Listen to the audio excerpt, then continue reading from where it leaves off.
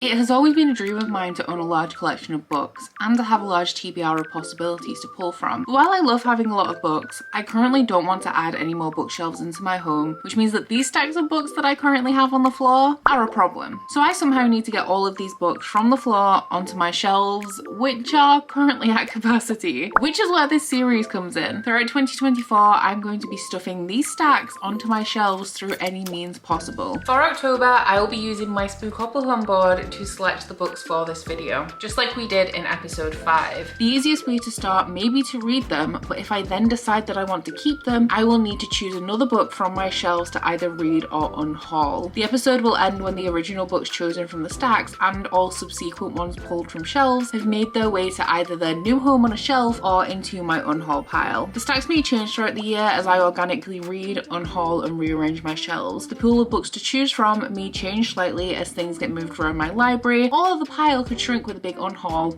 or even grow if I buy too many books, but the overall goal remains the same. By the end of 2024, the stacks have to go. In episode 8, we shelved 8 books and we scrapped 11, which means we will be starting episode 9 with 59 books in the stacks.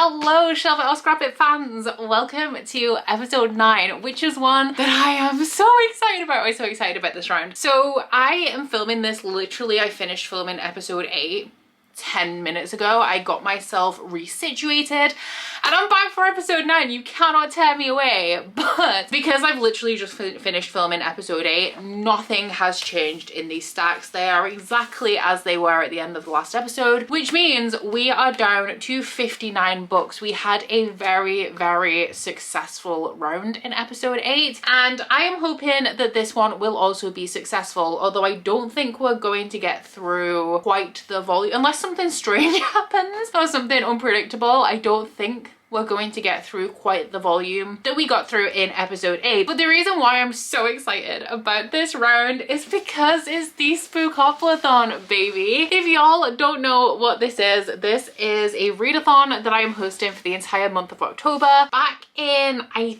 think it was episode 5. I could be wrong. I think in episode 5 I did do a Bookopoly round of Shelve It or Scrap It, which is where we play like a Bookopoly game, and that is how we choose the books for the episode. I will put a link down in my description box to the entire Bookopoly playlist and also the announcement video for the Spookoplathon if you guys are interested in getting involved. You essentially print out your version of the board and you can play it at your own speed, so if you can't play in October with the rest of us, just play whenever you feel like it. But this is a special Halloween version of Bookopoly. When I start to play for this episode, if you don't know what's going on, it is pretty self-explanatory and you should be able to get the gist of it. I read so much during the Spookoplathon last year and I really hope that I can bring that energy this month, but also specifically to this episode of Shelve It or Scrap It. So in my TBR video for October, I did do one roll and I landed on present. So that is where we are going to be starting today. If you watched the last Bookopoly episode of Shelve It or Scrap It that I did, we are going to be going by those same rules. So I am aiming to read or attempt to read at least 5 books in this video. DNFs do count, so if I choose a book for a prompt and I end up DNFing it, that is still the prompt fulfilled and I will continue on to my next roll. But we are going to be using my normal Bookopoly rolls. If I roll a double, I will have to roll again, and if I cannot combine the 2 prompts that I land on, I will have to add an extra book, meaning that this is starting with 5 books, but it could extend into 6, 7, 8, hopefully no more than that. I mean, hopefully just the 5, because I do have like a date in mind for posting this video, and I would love for it to go on forever, but I also don't want it to go on forever for my own sanity, you know? I gotta be real though, guys. I am as excited and as nervous as you are to figure out what my first book is going to be for this episode. So without further ado, let us get into roll number 1. So we are currently sitting on present, and our first roll for episode 9 of Shelve It or Scrap It will be a 7. And that is Bonfire. This one's actually really good for the stacks. So this one is one of the autumn activity spaces. So we are attending a bonfire and we are taking a book to burn. So this is a book that I think that I might unhaul after I've read it, or a book that I'm not sure if I'm going to like, so I'm taking a risk on it and there's a big chance I won't like it. So I think that these stacks are a perfect place to look for a book like that. So I'm gonna bring y'all in a little bit. Ooh. Voyage of the Damned by Frances White. This one was an Illumicrate book that has a murder mystery in it, and I don't like murder mysteries, so that is a very good shout. We also have What Monstrous Gods by Rosamund Hodge. This one is a Raylo fanfic that I was interested in, but it's one of my lowest rated books on Goodreads, which is not a good sign. I'm sure there is another one, at least one more here that's notable. There's a few that could just generally be contenders, like, oh, this one actually. Clique You by Meryl Wilsner. This one is a sapphic football romance from the Afterlight box. I'm not a sports romance girly. As far as I'm aware, I haven't read one, but I have no interest in sport at all. So I don't think especially football is going to be the one that kind of convinces me that sports romance is something that I want to be reading. So I am now torn. This one should read pretty quickly because it's a romance.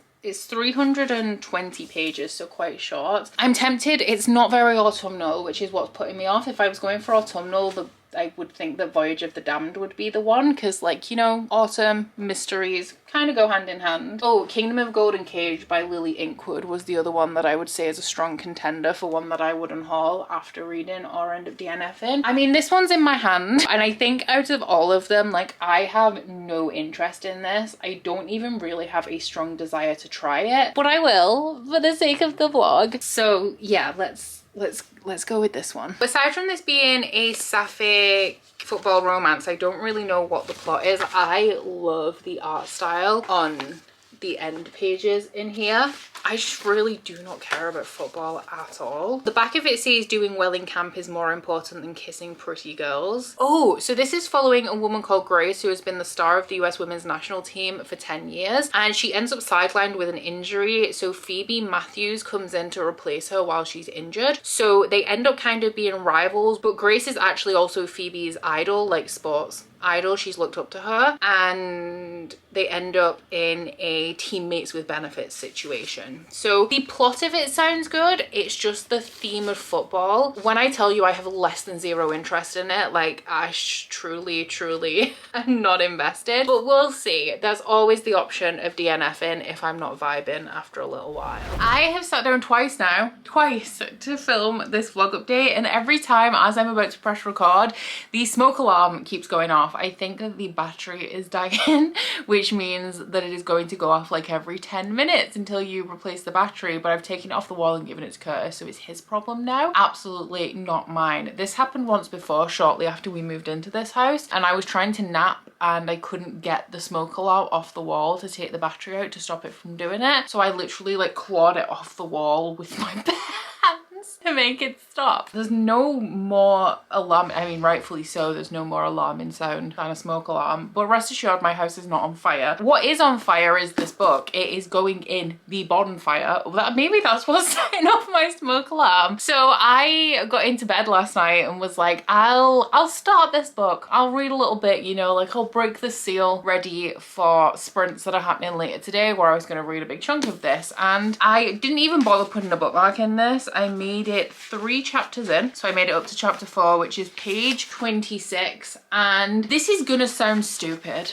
I know, but this book is like really about football and I really don't care. So it's going into it, like, it's almost like, to me, somebody who literally does not care about football in any way, shape or form. It reads to me like picking up the second book in a fantasy series where you missed all of the world building in book 1. So people are throwing around all of this terminology that means literally nothing because you didn't read book 1. To top it off as well, because Curtis does watch football. He only watches Manchester United. That's the team that he supports, but he watches pretty much every game. And I like to watch the England games for the Euros and the World Cup. I just don't know the rules of, like, I understand the point of football. I don't understand the majority of the terminology or the positions. I'm like the man in the middle, the man at the front. I know like an attacker and defender, but I'll be like the man in the corner. And I actually, thinking about it, I used to play football in high school, but I was in goal. I was a very, very good goalie. I have very good reflexes and I'm very good at catching things. So I didn't really need to know the rules. I just needed to stop the ball from getting in the net. So you take that into account, that I don't really know anything about the game in general. And then any football that I have any familiarity with is UK football, which is not necessarily different. It's the same game as US soccer, but the governing bodies and like they have like camps and stuff, which I don't understand. I think that's me not understanding football. I don't get that. They're also like throwing around all of these acronyms and terminology that I don't understand, and I don't have the desire to learn what any of these things are because I don't care about football. And it did say something in here which confused me, and I don't know whether it's a thing because obviously it's fiction. I don't know whether I'm supposed to roll with it like a wish fulfillment thing or whether they're being serious, and because of that, like, I'm really confused. So our main character Grace, who has played on the team for like a number of years, says something along the lines of they've won the World Cup 3 times, and I'm like, USA won a World Cup? I don't think so. I don't think that's accurate. So I looked it up, and because then Curtis was like, what about the women's football? Australia have won the World Cup 3 times, but I'm pretty sure like in the synopsis it says that Grace has been a star of the US women's national team. Is that different to the World Cup team? Are we in Australia? I don't know. So I don't know. It's one of those things like in this world, because this book is about football, the US have won the World Cup 3 times, or whether the US have won the World Cup 3 times, I don't know. And like I said, I have no desire to like think about it hard enough to find out because I don't care about football. This was a real quick, real easy DNF. I still feel bad about it. You know, like when you don't want to do something and you feel bad about not wanting to do it, and not wanting to do it is fine. I have a lot of guilt trauma that I need to unpick. No, but seriously, like I do, like guilt is a big thing for me. But regardless, I will not be reading this book, and it does make me feel better actually, because the prompt that this was for, it's actually really, really fine that I DNF'd it, because it's a book that I was thinking of on Holland, like a book that I wasn't interested in, and this perfectly fulfilled the prompt for that. I do have a thing though, because like I get subscription boxes, the ones that I'm not a rep for, so the ones that I actually pay for myself, which I was paying for Afterlight. I get them because I want to be introduced to new things within a genre that I wouldn't necessarily have heard about or picked up on my own, which I definitely would not have heard about or picked up this on my own, but like it's such a niche specialist, like little niche of the world that I'm like, is this too niche to be in a subscription box? Because it really is about football. Like it really is. Like it's not like, oh, it's a contemporary romance and they also play football. It's like football is their life, and both of them play football, so they're both really into football, and you're seeing it from different perspectives, as somebody who's just coming into it and somebody who's been in it for a long time and is injured and maybe having to like jump out of it even though they love the game. Like it is so about football. I'm not, and I imagine a lot of other people aren't as well, but yeah, it's weird because like I want new stuff that I wouldn't necessarily pick up on my own from subscription boxes, but I feel like this is great for people who love football, but really not great for anybody who doesn't love football. And I actively like, there's a lot of things I don't like about football as well, so it's not just like it's something that I don't care about, it's something that I also really don't like all that much. Anyway, I'm rambling. Maybe I'm procrastinating on editing the last episode of this, which is what I'm gonna do once I've sorted out what book we're gonna be reading next, which brings us to roll 2 for this episode of Shelve It or Scrap It. Okay, so moving on from the Bonfire, roll number 2 for this video is a 6. 1, 2, 3, 4, 5, 6 pentacle. It is a very dark and gloomy day in England today. And I put my makeup on in the dark, so I'm also, while I'm filming this, kind of checking that it's not really orange and streaky. But anyway, we landed on Pentacle, and this is like essentially the opposite prompt of what we just did. This one is summon your next favorite read a 5-star prediction. This is a little trickier because 5-star predictions to me, like genuine 5-star predictions, are books that are usually by an author that I've read from before, because otherwise, like if a book just sounds interesting to me, like maybe the synopsis sounds great but the writing, the execution is terrible, and I won't know because I've never read from that author before. We have a lot of authors in here that I have not read from before. There is one author that I've read from before, which is Samantha Shadow, but I am very, very valid in not picking A Day of Fallen Night for this prompt because I've given most of the Bone Season 5 stars, maybe all of the Bone Season 5 stars. I gave Prior of the Orange Tree 4 stars. It should have been a 3-star, and for that reason, this is actually like an unhaul prediction for me when I actually start it, which hopefully will be on the 10th of Never, because it is like a brick and also reads like a textbook, I've heard. I want to find my phone actually, because I did film a 5-star prediction video recently. I'm pretty sure that none of the books are on here. Yeah, no, I don't think there are any. So let me bring you in and see what we have that I am excited about. Okay, so let's have a little look at books that I have heard really good things about that I'm excited about. We have Addicted to You by Krista and Becca Ritchie. This one is like a super angsty, borderline, problematic new adult romance, which you know I love those. I eat them up. I don't know if I'm in the mood for romance though, is the issue. In terms of fantasy though, I've heard good things about The Helm of Midnight by Marina Lostetta, so I feel like that could be at least a 4-star prediction for me. Sons of Darkness by Gaurav Mohanty I picked up based on the cover and the synopsis because it's an Indian inspired fantasy with a stunning cover, which intrigued me. On this side, I have given a book by Hafsa Faisal 4 stars before, but I've heard like mid things about this one. There's nothing else up here. Oh shit, this is so wonky. I'm sorry about the wonky camera angle, guys. I just saw the 5th season by N.K. Jemisin, which literally everyone gives 5 stars to. I just don't know if I can commit to that series right now, and I don't want to leave it. Like, I don't want to read that for the sake of it and then not continue, because then I'm gonna have to reread it in the future, and that's a situation that I keep getting myself in that I need to stop getting myself in. The Curse of Saints by Kate Dramis. Also, I can't remember if I've heard good things about it or whether I have really good vibes about it. I'm pretty sure that's like fantasy romance vibes. The Jazad Heir by Sarah Hashem is one of the books in these stacks that I'm the most excited to read, because I've heard really good things about that as well. I'm gonna go get my phone and see if I have included N.K. Jemisin, the 5th season, in any official 5-star prediction video that I've done. If I have, I'm gonna pick that one because the pedantic part of me feels like I have to. If not, I'm gonna go with a different option. So let's have a little look. Okay, so I have done some research. The 5th season by N.K. Jemisin has never made it to one of my 5-star prediction videos. I then looked up Addicted to You by Krista and Becca Ritchie, which is up top. Sons of Darkness by Gaurav Mohanty.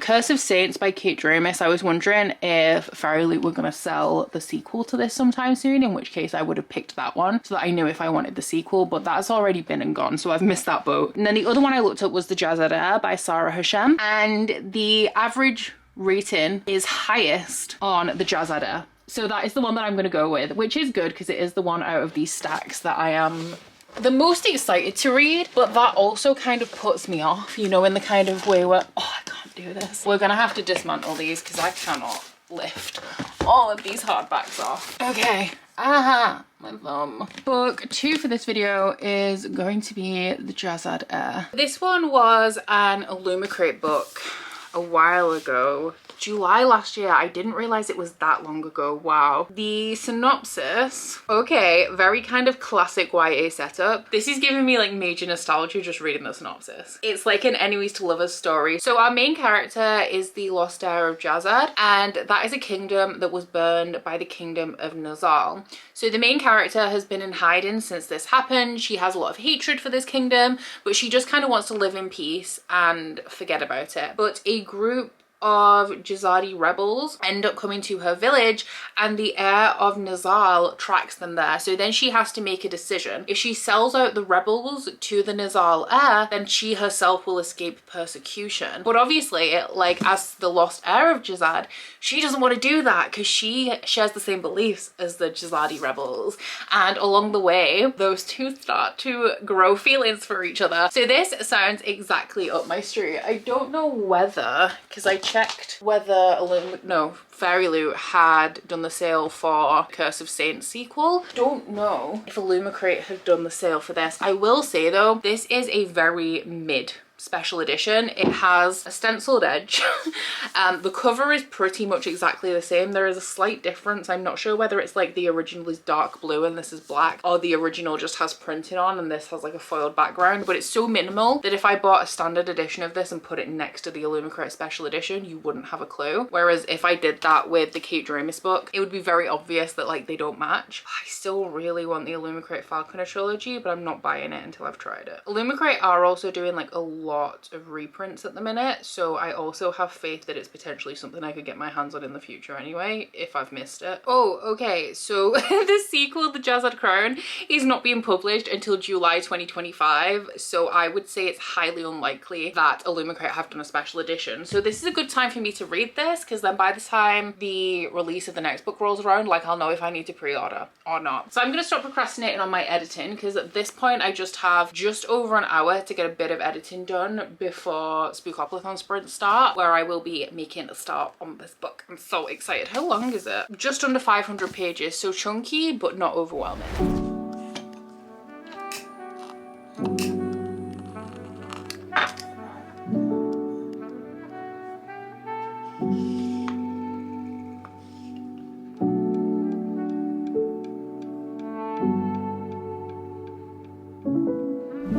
Good morning. I am setting myself up for a day of editing with my extremely poofy hair, but you know what? I feel like it's kind of a vibe.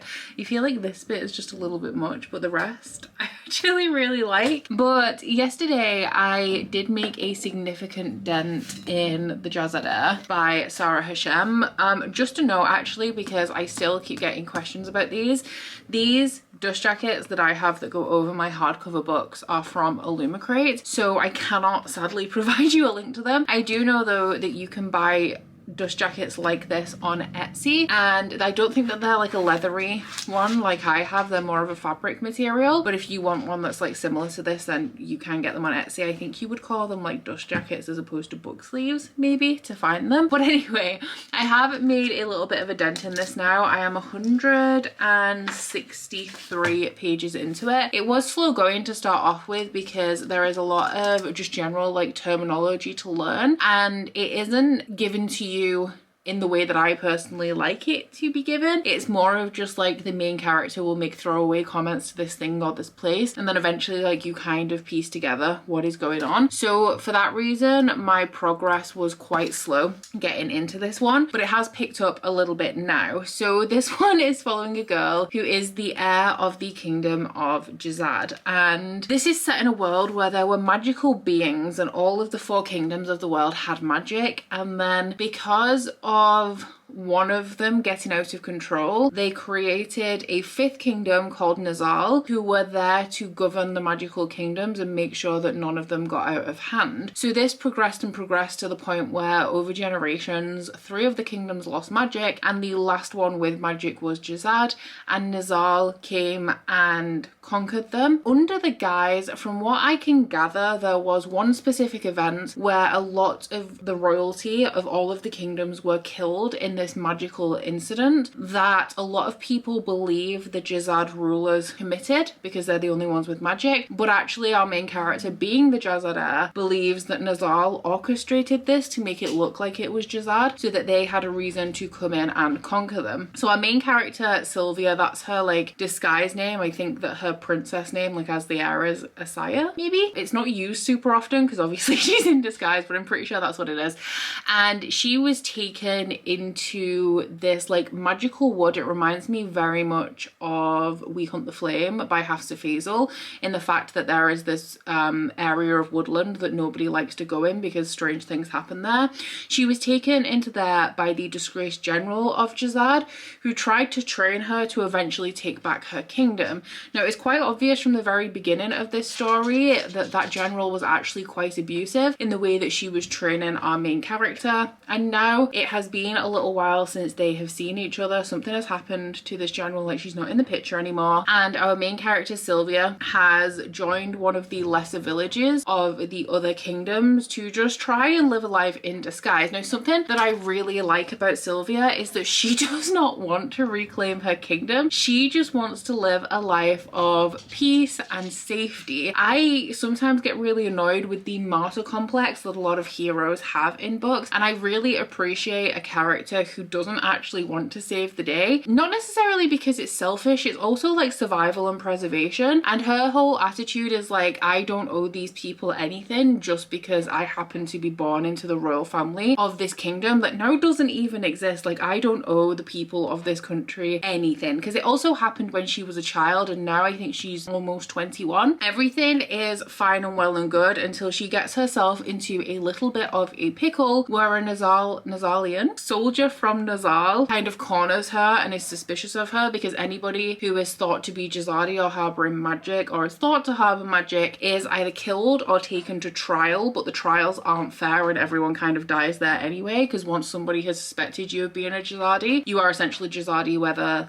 you actually are or not. Like, they will just kill you for it. So she is under suspicion from a soldier, and she ends up having to kill him and hide his body. And this kind of doesn't even set off a chain of events, but from that moment she ends up in more and more precarious situations until the heir of Nizal turns up, who is called Aaron, and he sees her performing like Jazadi death rites over the body of a Jazadi man that has been captured, and he kind of is suspicious of her. Interestingly, he is rumored to have a power. He always wears gloves, and he is rumored to have a power where if he touches people he can tell if they're magic wielders. But our main character is in a unusual situation where her magic is being held back by these cuffs that were placed on her by her grandparents. They're magical cuffs, they're invisible, nobody can see them, but they are essentially stopping her from using her magic, which has created an issue for her in the past where she's like tried to, but in this instance will potentially save her life. So the romance, I am assuming, is between the heir of Nazal, Aaron, who I really love. He is a very unimpressed, stoic guy, and our main character is a little bit more chaotic. Like, she is all over the place, like trying to do everything she can to survive. She's also very sarcastic and very sassy, and it creates this dynamic where she is being a nightmare essentially, and he is just watching her like, and what? Like, what are you going to do about this? I don't know whether you would call it actual forced proximity in terms of the trope, but they're put in a situation where he is like totally onto her and they have to live in close proximity or have to interact at least on a daily basis for a period of time. It is also going to have, I think, a series of trials in here, which I'm really excited about, because this book, like the setting, the time setting is around, I think it's like a tournament that they do to honor the magical beings that created the kingdoms, where each country has a champion that they put forward to. I don't know what the trials entail at this point, but there was a chapter, there's been one chapter from Aaron's perspective. There was just one, like 2 sentences that I really loved, where he's describing the main character, and it's great because I know obviously that it's an enemies to lovers story and it's eventually going to turn romantic, so I'm living for it. But it says, she had the temperament of a deranged goose. Every interaction he'd shared with her had thoroughly convinced him he was not dealing with a stable woman. And I'm like, damn, if I do not want guys to describe me like that. I'm loving the vibe that these two are presenting. So at the minute it's not giving me 5-star vibes, it's giving me more 4-star vibes. Could be reduced to a 3 depending on like the events of the plot and how the execution is towards the end of it, but I do feel like I'm actually warming up to it a little bit more now the further I get into it, now that I'm not struggling with the language and all of the like specifics of, I'm still not 100% sure on the specifics of the world right now, but I feel like as time goes on, like that's less of an issue for me and I'm getting to grips with it a little bit more. So hopefully I'll read another chunk of it today. I'm eager to sit down and read, but I think that's because I'm procrastinating still on editing. Leanne is hosting Spookoplathon sprints in 45 minutes, which I don't have time to actually participate, but I'm gonna pop in for the start and then go back to my editing. So I'll do 45 minutes now. I'm thinking of splitting my editing up today by doing like 1-hour editing sessions, because I tend to be more productive then because I'm focusing for a set amount of time, and then do like half an hour of reading in between. I also need to do some Patreon stuff. I need to count up the submissions for the new Alpha Ho book club series and then work out which books are going to evoke and post that. So that is my plan for the day, and I'll let you know when any developments happen in the Jazad Heir. I am hanging out in the dark. No, I'm not. I've just finished Patreon sprints and I am going to get ready for bed and put Brie to bed and stuff. But I wanted to let y'all know that I'm like 330-ish pages into the Jazad Heir now. I have about 140-ish, I think, pages to go. And I am very much enjoying it. I really like the romance specifically. Oh, she keeps stealing my slippers and just like abandoning them in places. I really like the romance and like some of the descriptions like of the love interest on behalf of like other people is really getting me. But I think that this book is suffering slightly, and it's not the book's fault at all. It's just like a coincidence, because the setup of this book is pretty much the same as The Will of the Many by James Islington. Bree Bree, it's bedtime. Come on, Baba. Do you need a wee wee? Essentially, this book and The Will of the Many are both about a royal orphan that are taken in by a powerful person and trained to be entered into a series of trials to further the agenda of the person that is training them. They're both like secret royals of like conquered countries as well. That is pretty much the only way in that they are similar. But every time kind of we get a new development in the Jazad Heir, I'm like, oh yeah, this happened in The Will of the Many too. Obviously, I just gave The Will of the Many 5 stars. It's one of my only like 5 or 6 5-star reads of the year. So I loved it. And while the Jazad Heir is really good, it is not quite Will of the Many level, and it's not supposed to be. Like, it's a very different story, but I just keep having like accidental comparisons in my brain just because I happen to read them both at a very similar time. So I have, like I said, I think 140 pages. I'm just gonna keep an eye on her because she eats suspicious things in the garden all of the time. Life with a Labrador, guys, it's great. My initial plan was to kind of finish that tonight, but I have been, it's the beginning of the month, so I've been like heavily creating content, which means that when I'm done for the day, my brain hurts too much to read because I've been like concentrating really hard. I also have to get up at 6 in the morning to get my workout in because I have a hair appointment at 9 for my keratin treatment, which I talked a little bit more, like if you're interested, completely not related to books, but if you're interested in keratin treatments and you want to know the reason why I have mine done, I talked about it a lot in the last vlog that went up on my channel, which was a like productive day in my life. So anyway, you can't get your hair wet for 3 to 5 days after a keratin treatment, which includes sweat. And I don't want to miss my workout tomorrow because I don't work out on Saturday or Sunday. Sometimes I do on Saturday if I feel like it, but most of the time I like clean the house and do productive stuff, and I don't work out on Saturday, and I do absolutely nothing on Sunday. So I want to get up at 6 tomorrow to try and get my upper body and my core workout in and breeze walk before I shower and get ready to leave the house. So we'll see how successful that is. Come on then. Good girl. Go to bed. Oh, Hamilton. So he's outside now. We'll see if Curtis can get him to come in when he comes home from the football, the little shit. Hamilton, not Curtis. But the point of this whole thing was that I want to get an early night tonight because I'll be up early, so I don't think I will have time to finish my book. I do have like a massive chunk left. So I'm gonna finish turning most of the lights off. I'm a nice person, so I'll leave one on for Curtis for when he gets home so he can see what he's doing. And I'll read just a little bit more of my book. But I have to edit. Good night, I'll see you in the morning. When I get back from my appointment, I've got a lot of editing to do. So there will be no reading for me in the daytime tomorrow, I don't think, but hopefully I can make it up and get the book finished tomorrow evening.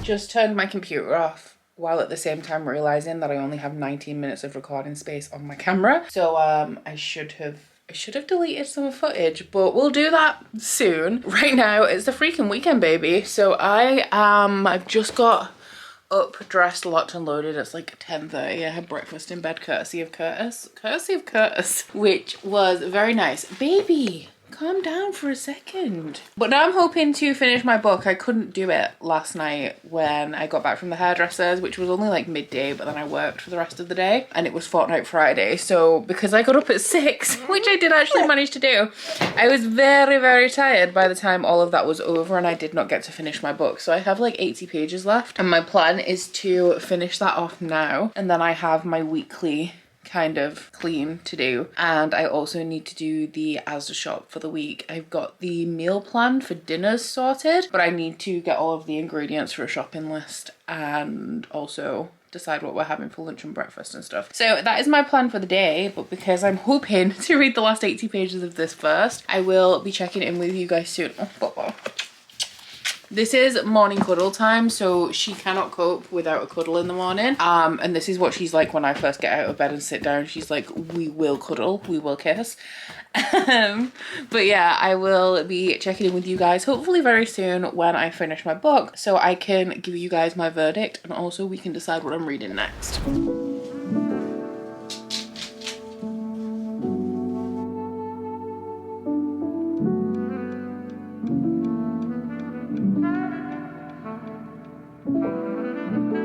So this was not quite the 5-star that I was gonna say anticipated it being. It was more of like a solid 4-star prediction than it was a 5-star prediction, because I can't give 5-star predictions like when I have no idea what an author's writing style is going to be or anything like that. And I did definitely give this 4 stars. I would say that it was quite a low 4, because there was a lot that I really enjoyed about this, but I also felt that it was like full of conveniences. And the ending especially was not necessarily rushed, because the lead up to the very end of this book, like the pacing was fine, but that last bit felt like it was just tacked in on the end there just to put us in like a real place of high tension going into the next book in the series. I'm not sure how long the series is going to be, whether it's a duology or trilogy, but I'm definitely here for the sequel, which, yes, you may have guessed that means we are going to have to try and shelve this one. This one is published as adult, and to me there is nothing that really differentiates this between adult and like upper YA. This felt very, very nostalgic to me, and I feel like that is a big part of why I enjoyed it. There is a lot of similarities between this and things like Throne of Glass and We Hunt the Flame, and maybe even a little bit of things like Red Queen in there as well. I mean, I literally said earlier that I have just read The Will of the Many, which essentially has the same plot of this book. It is a lost royal of a lost kingdom who, very much like The Will of the Many as well, actually does not want to reclaim their throne. Also, this is comparable to other books that I literally just mentioned. They don't want to reclaim their throne, they're just seeking for peace for themselves, and are kind of dragged in not only by one of their enemies, but also by a rebellion that they also like want nothing to do with. So in terms of like the plot, this was nothing that I have not read before, but that does not mean that it was good, because those series that I've just mentioned are some of my favorite series. And yes, the execution in here was not the best of all of those things that I've listed, but it was still very enjoyable. I did actually really enjoy the romance in here as well, which doesn't happen to me very often. It is an extreme slow burn, very much not in the vein of modern romantasy as we're getting now, like very much in the vein of those series that I've just listed, where it's kind of something that simmers under the plot for pretty much the entirety of the book. But those moments of tension and some of the quotes in here, like of the love interest and the main character describing each other, I was 100% here for. Now, this is a book that contains a series of trials, which is one of my favorite tropes. This would have actually been a really good contender if I'd have landed on the cauldron space on the Spookoplathon board, because it does contain like multiple of my favorite tropes. But I do think that the trial element in here was a little bit underwhelming. It doesn't happen for like the majority of the book, and I think that the build up to it was a lot more enjoyable to me than the trials that felt like they took up such a small amount of space, especially because some quite big things happen within them. I would have liked them to be a little bit more drawn out and to have taken up a little bit more time, but also without necessarily losing a lot of the connection between the characters, the world building and the growth that we get earlier on in this book. So I'm going to be shelving this one. I'm very excited for the sequel, which is released, I think, towards the middle of next year, I said earlier. I am very intrigued to see where it's going to go. I feel like I know where it's going to go. Something that I didn't like about this actually was that I didn't feel like the ending, that one of the characters' reactions to the ending was especially realistic, especially in like the small amount of pages that it happened. But I did also like the level of angst there as well, I can't lie. So if you are a fan of like your old school upper YA and you love that kind of like angsty slow burn enemies to lovers romance, then you may like the Jazad Heir, but do go into it knowing that while it is comparable to a lot of those series, it is not necessarily the best of all of those series either, but still very much worth the read in my opinion. So now we need to pick what I'm going to be reading next, and we are going to be shelving this one. So I need to find a space for it on one of the bookcases, but before I do that, I am actually going to roll for my next Spookoplathon prompt so that I can try, I'm hoping this is gonna work, I'm going to try and pick a book off the shelves to replace with this that fits the prompt that we're about to roll on the board. So roll number 2 was Pentacle, and roll number 3 is 5. Which is Bram Stoker, which means to either read a book by Bram Stoker, which I don't think I own any anyway, I don't think I have Dracula, but the other way to fulfill this prompt is to read a book that contains vampires, and I can very much fill that prompt. So I have quite a few books that feature vampires, but actually I feel like this is going to be real simple and I'm not even gonna hunt, because if we come down to this bookshelf in the corner, which means as usual me squeezing into this tiny gap that has poor lighting, I'm struggling. Either this gap has gotten smaller or my hips are wider.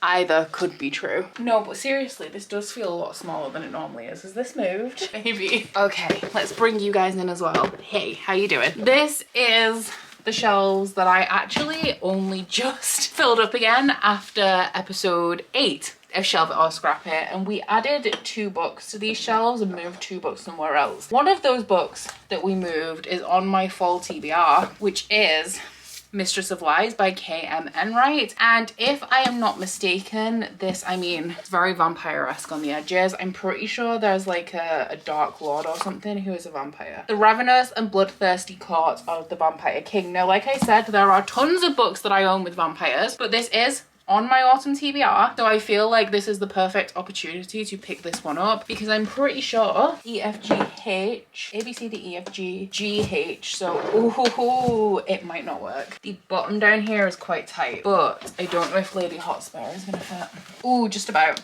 now. The top's really tight, but that's not my problem right now. So we'll put Nick Hornby back, and Sarah Hashem should go right at the end.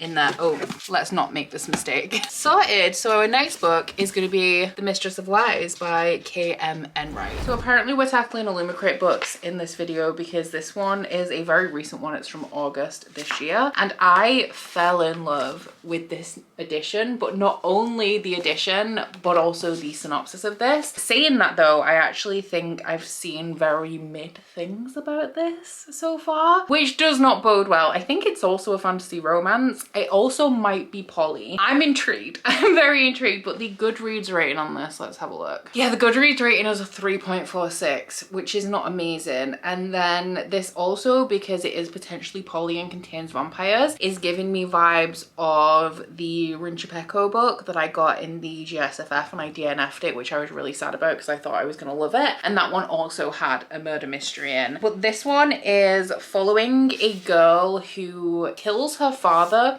to protect her brother and then takes up the mantle as the head of the family, and she is aiming to seek revenge on some people by doing that. And then we are also following a young man who is a bastard with a gift, and he stumbles across a magical serial killer, or the victim of a magical serial killer, and his investigation takes him to the deeply seductive court of the Vampire King. The bottom of the synopsis in here says, Mistress of Lies is a darkly seductive romantasy debut with a villainous, bloodthirsty heroine who finds herself plunged into the dangerous world of power, politics, and murder in the court of the Eternal King. So it definitely sounds like something that I would enjoy. We also have these really beautiful end pages in here. Definitely some queer rap going on, but I just hope that I enjoy this. The average rating is not promising, but I have read books with low average ratings before, so hopefully I will be the exception and I'll really enjoy this one. Hello.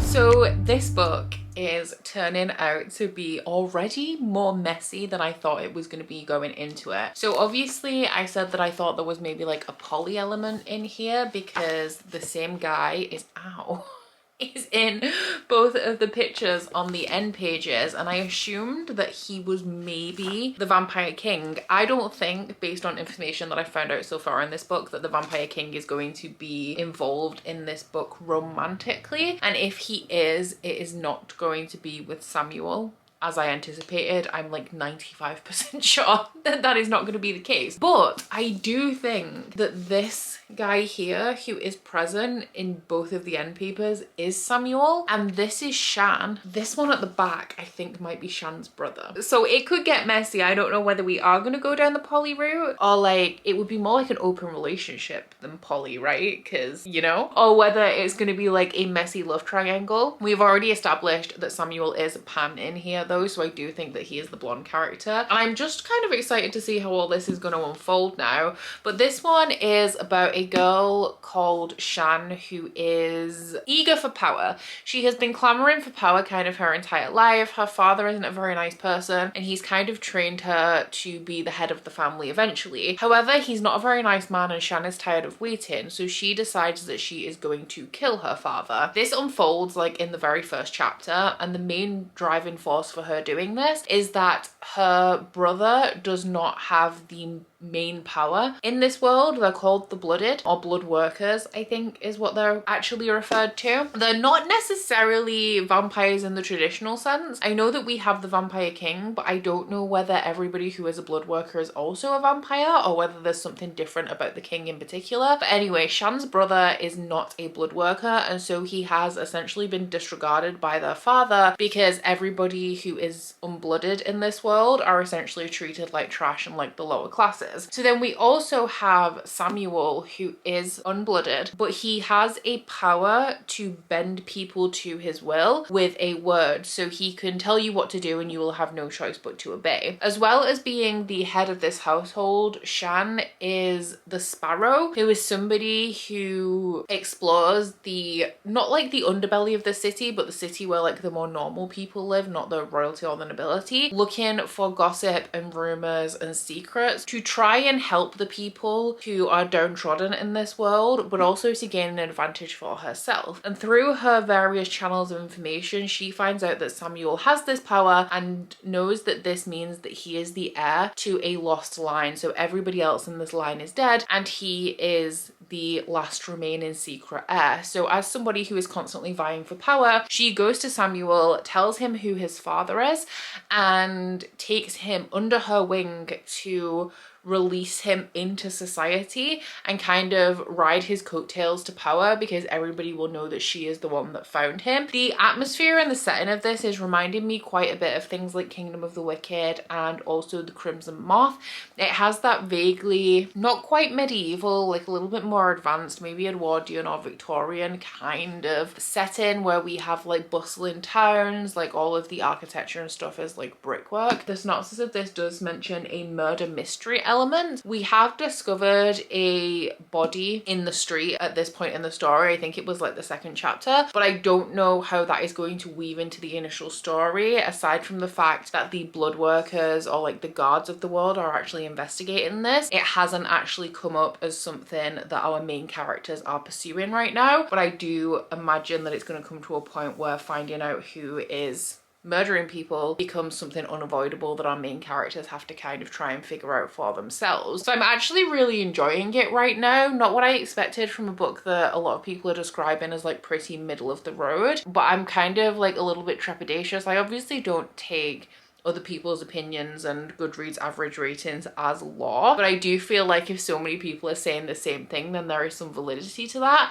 And while I'm not expecting it to necessarily impact my own enjoyment overall if I turn out to love this book, but I do have like a level of trepidation, wondering where this book is going so wrong for so many people, when while it's not giving like 5 stars vibes or anything for me right now, I'm having a good time. Like, I would say it is a solid 4 if it continues on in the way that it's currently going. So very good news so far. It is not necessarily a fast read, but I am getting through it quite quickly at this point. I mean, I am only on page 82, but I don't feel like it's taking me very long to get to page 82. I do plan on getting through another significant chunk of this today. I also have other stuff that I should maybe be reading in the background of this vlog, so we'll see how that goes. But so far so good with Mistress of Lies. I do need to put a dust jacket on this as well. I don't want my sweaty hands to rub the foil off this gorgeous cover.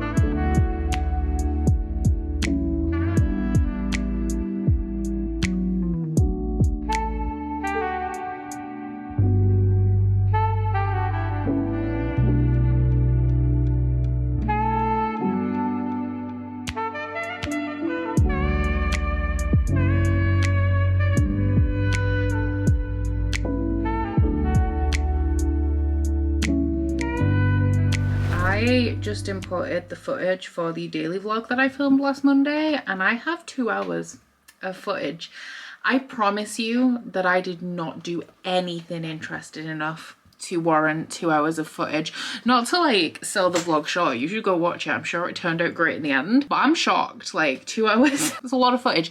That's what I have for like a good long weekly vlog. I normally have 2 hours of footage, and this was just supposed to be something that kind of went up in between 2 episodes of Shelve It or Scrap It to give me some breathing space. It wasn't supposed to be something that was a mammoth to edit, but it's 4:35 now, so that's tomorrow's problem. I'm not even going to think about that. I did get an exciting delivery today, and I can show you guys. So my September Patreon bookmarks this month are Spookoplathon bookmarks. I wasn't going to do any, but I was like, you know what, it would be really cool for me personally to have a Spookoplathon bookmark for me. So I was like, well, we'll just make it the September Patreon bookmark because they get shipped early October. So hopefully I'm going to do these tomorrow. These are my priority for tomorrow. Hopefully they will arrive in time for people to at least get some use out of them. But I also ordered extra, so by the time you're seeing this I will have put them up on Etsy. I will have also posted on my community page and stuff, so hopefully you will have had a chance to get your hands on one if you wanted. And because they're going up so late in the month, I may have some left anyway. But that was really cool. And aside from that, my Monday has just been Mondaying. I have a lot to read this month, and I've been feeling the pressure a little bit. I really want to build some more reading time into my daily kind of like work schedule, which does include me being a little bit more, not even more efficient, but just having real good time management skills. Because what I find is I like to get everything kind of done, and because I like to get everything done and out of the way, like on Monday can't read during work hours because I gotta just do stuff. But then we get to Friday and it's like, okay, I don't really have that much to do, and also I can't concentrate for 4 hours to read.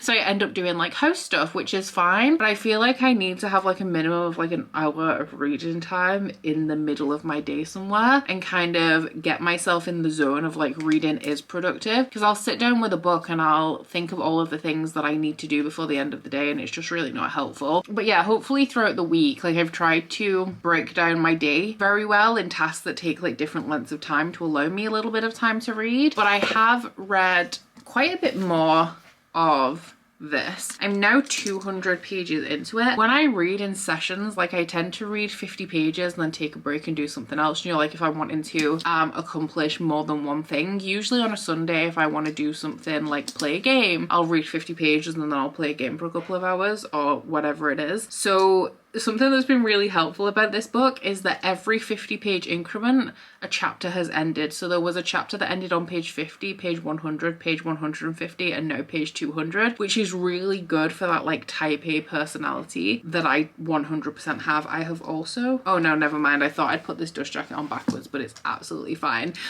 This is not as messy as I anticipated it being. We have some clarity now that I'm a little bit further in the book. So this guy at the back, not Shan's brother at all. This is Shan's friend. He's called Isaac. When they'd graduated school, he ended up doing something that put him in the position of being like the royal blood worker for the king. And he kind of just cut Shan off, and she's like very hurt about this. But throughout the course of this book, they're kind of rekindling their thing because they were friends, but they also had at least one romantic altercation right at the end of the friendship before Isaac cut Shan off. So there's a lot of like distrust amongst characters here because Shan is using Samuel to elevate her status and kind of repair some of the damage that her father did to like the appearance of her family. But then also Samuel and Shan are attracted to each other. You also have to deal with Shan and Isaac, and then Isaac and Samuel are also a little bit attracted to each other. My one kind of issue with this book, because I'm still enjoying reading it right now, like the writing's fine, the plot's fine, I do really like the atmosphere and the setting. My problem is that I know, because it's described as a romantasy, at 200 pages in we have had one kiss between two characters, and I wouldn't even say that it's romantic in focus, because when we have these characters in scenes together, there's only like the occasional line about their attraction.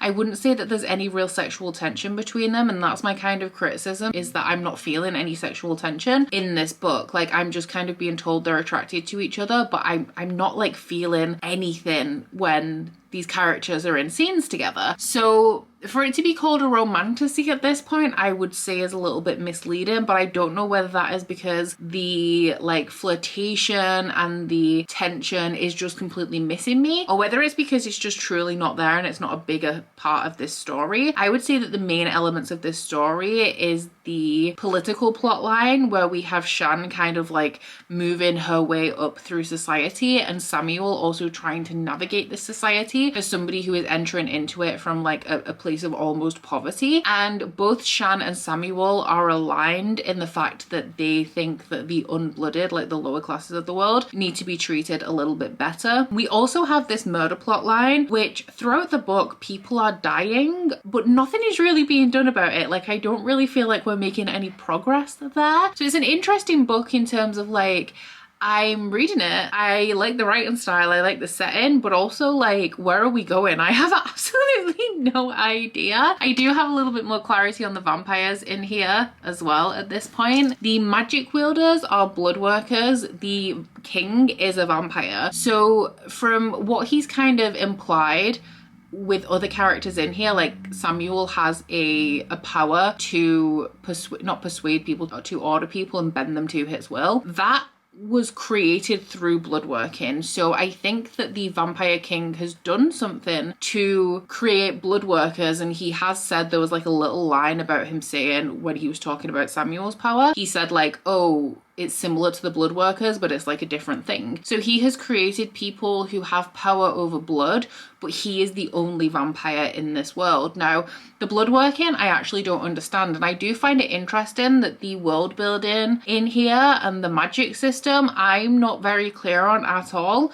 But I also don't seem to mind, like I'm having a good time with the book. And normally, like if there's things like this that are unclear, if I'm halfway through a book and I don't understand the magic system, that is normally a big issue for me. But I'm not finding it to be an issue in here. Not that I'm loving the book in spite of it. I'm just not overly bothered that I don't really know what the blood working does. I know that it can heal people. Like you can manipulate the blood in a way to cleanse the blood of impurities or to force the flesh to knit back together. I know you can discover things about people through tasting blood, such as their history, their familial lines. One of the characters in here is trans, and he uses his blood working ability to create hormones in his blood that allow him to transition. So those are the things that I know that you can do, but I don't know the extents and the limitations of this magic at all. But I'm also not overly like bothered about that, which is real weird for me. So I am hoping to get through another big chunk today. It is 4:45, so I am actually just going to go sit and read for 15 minutes. I wanted to get an hour of editing in before the end of the day, but like with last Monday,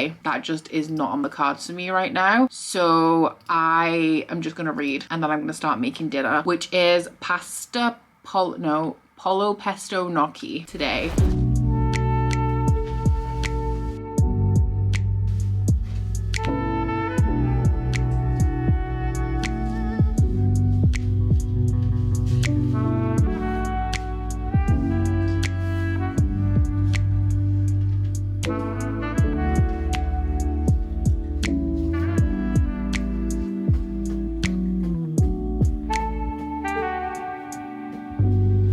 It is a miserable day out there in the world. I'm stood pretty much directly in front of the window and the light is still pretty mediocre. I haven't even walked Brie today because I can't get my hair wet. I am washing it tonight because of the keratin. Like, you can't get it wet for like 3 days minimum. I like to go 4 or 5. Today at like midday would make it 4 days, but it's a great excuse not to walk in the rain.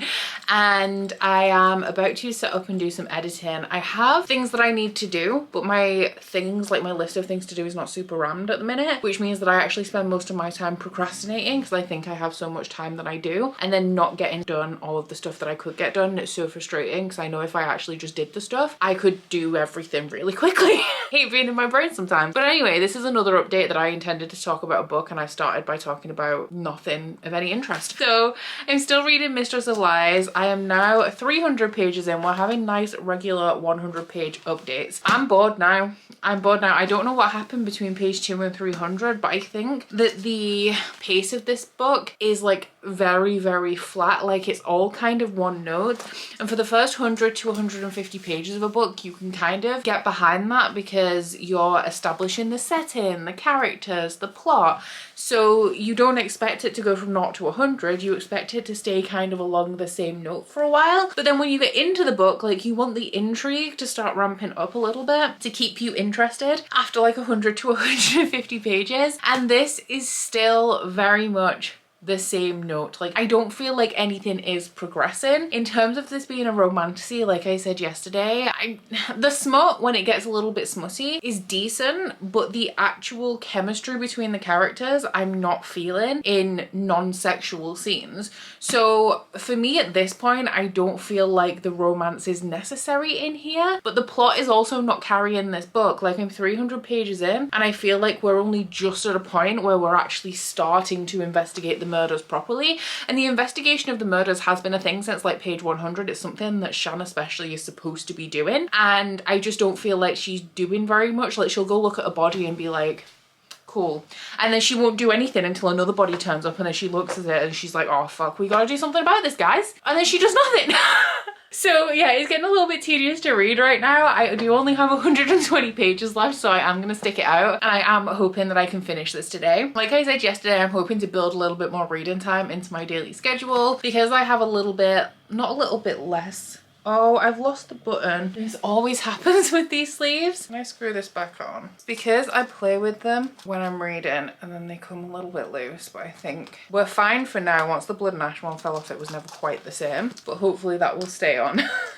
Yeah, I'm hoping to have another like 2 reading sessions today throughout my work day to get this done before 5 p.m. But I do have to send all of my Patreon bookmarks and do at least 1 hour of editing on the vlog that went up last week when you're seeing this, and also to edit a reel. So that is like my must do for the day, and hopefully I can get some reading, and hopefully it'll stop raining and I can walk Brie in between. It says it's a wrestling kit. What does that mean? I genuinely don't know what it means, and I think it might be because I haven't read the book. What that means is that I do. The tarot cards in every tarot box you get 2. I feel like this fell flat somewhere in the middle, and I don't even know what kind of instigated it, but from the page 200 mark, like, I was really enjoying it up until then. I was enjoying the writing style, I was enjoying kind of getting involved in the story, and then we got halfway and I kind of just like, my interest just plummeted. This is the Illumicrate edition. It does come with a bound in letter from the author at the beginning. I actually normally don't read these, but now that they're bound in, I do, because it's like the first page of the book, and the letter really goes into Shan and how she's not a good person and all of this stuff about how she's like super messy and morally grey, and I just don't feel like she delivered on that. I don't feel like she was as terrible and conflicted as I was promised that she was going to be. I personally would not describe this as a romantasy, mainly because I just didn't feel like the romance was a prominent part of this story. It is definitely a part of this story. It definitely takes up some page time, but I feel like if we removed the romance from this book, we would still very much have a plot there that is not affected by the romantic relationship. This one was disappointing. It was disappointing. I gave it a low 3-star because I did really like the setting in the initial portions, like when we were starting to build up the story, and also the writing style, but I feel like the characters potentially lacked depth. Like we never really got into a place where we really empathized with them or rooted for them, and because of that, as we started to get into the climax of the story, I wasn't super invested. I also do think that the answer to this mystery is kind of obvious. Like the solution that everyone's looking for was the only prediction that I had. Like I guessed, oh, maybe it's this person. And the fact that it tries to kind of double bluff you or lead you in different directions of people it could be just seemed very obvious and unbelievable, because I felt like it was an obvious like attempt at throwing your attention in a different direction on people who weren't even necessarily behaving suspicious at all. So yeah, a low 3-star. I would be not running out the door to try anything from KM Enright again, but if anything like came in a subscription box that I rep for or anything by KM Enright in the future, I would potentially give it a try, because I did like the writing, and this is a debut author as well, so there's a lot of things that can be improved with like experience and further books down the line. I'm very sad to say I'm gonna be scrapping this one. I am sad about it. This is my favorite edition that has come in a book box probably all year, and I'm gonna have to let her go. It is mainly the naked hardcover that I really enjoy. I do like the stenciled edges on it, and I gotta say I got water on them. This happens to me far too frequently. Like I have a blob of water here that has kind of just blurred the edges a little bit, and I'm so annoyed. I'm such a clumsy person, and I always have been, and I feel like no matter what lengths I go to try and avoid this happening, it's always something with me. Truly it's always something. But yeah, this one is going to be scrapped, which means that we are going to be heading to the stacks for our next roll. Roll number 3 was Bram Stoker. Let's see what roll number 4 has in store. That is a 6.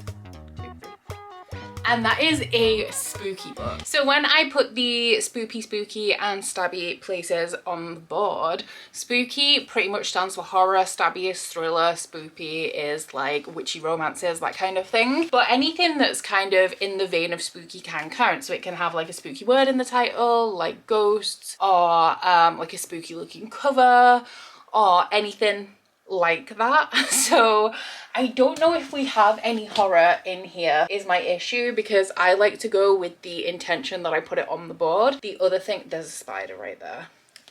I'll be back. Crisis averted. Anyway, back to what I was saying. So I like to kind of go with the definition that I had in mind when I put them on the board for picking the books for my prompts. That being said, I don't think we have any horror in here. Ooh. You can also do things that like tie into the other prompts for this, like vampires. Spooky, so vampire books like would count. In the Ravenous Dark by A.M. Strickland potentially contains vampires. Evocation by S.T. Gibson. That one has, I'm pretty sure, some sort of like psychic or tarot elements in it, which could count. Spells for Forgetting by Adrian Young. Is that more of like a witchy mystery? I could also, very much a valid option, I could take something off a shelf, so I could find a horror on a shelf and replace that book with a book from the stacks instead. Let's get out Spells for Forgetting. Let us also get out Evocation. There is also, like behind here, there is a Grady Hendrix How to Sell a Haunted House. I do like Grady Hendrix. I really love both Horror Store and My Best Friend's Exorcism, but I haven't heard the best things about How to Sell a Haunted House. I actually have it because my friend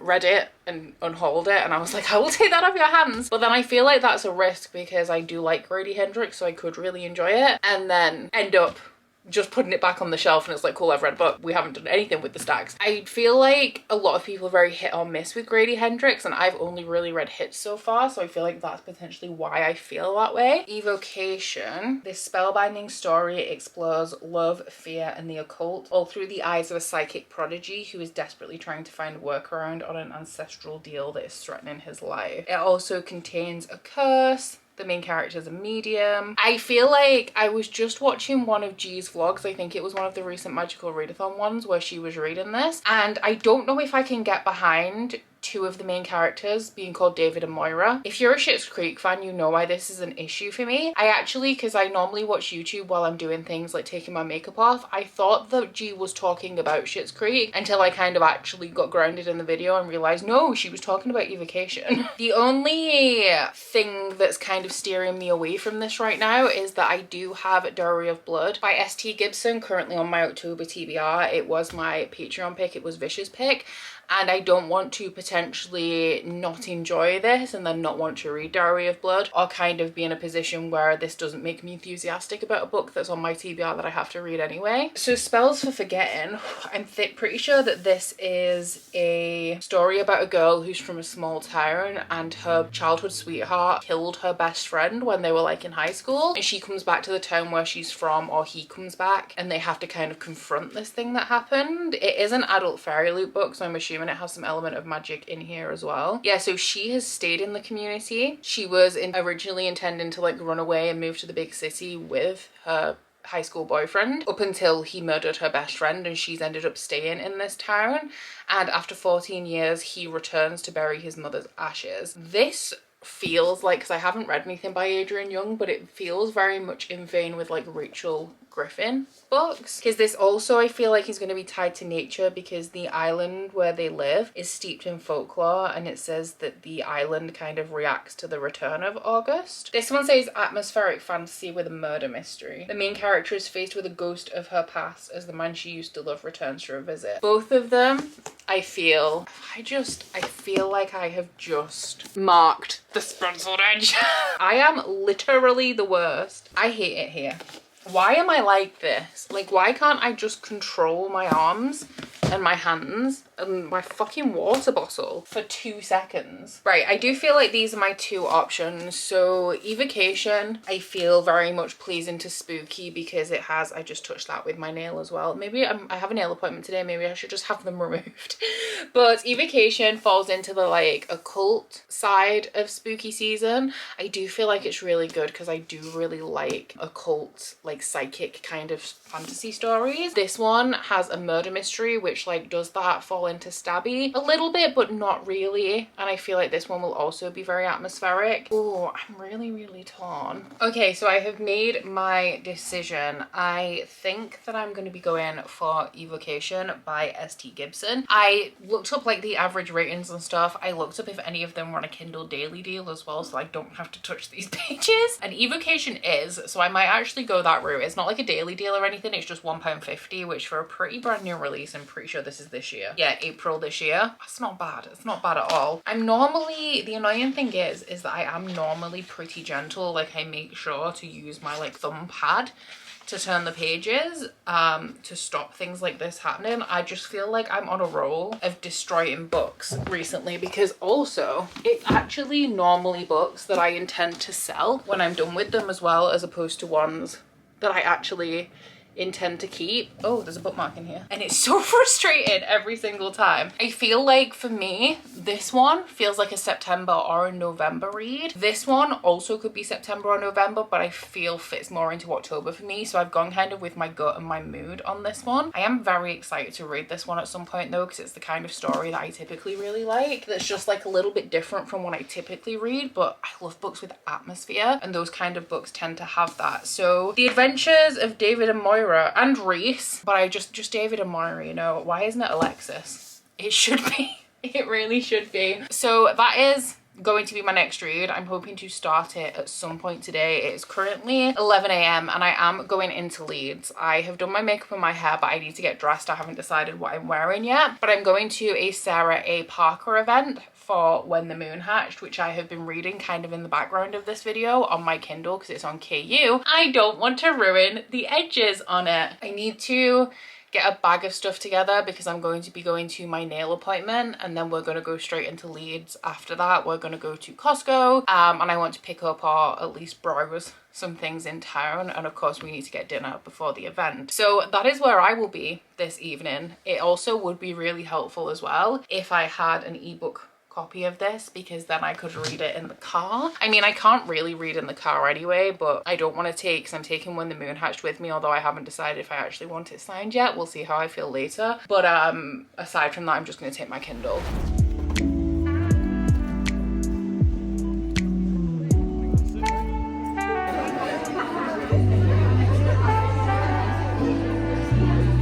It was The World. So The World came to me about, well now it's about 4.5 years ago.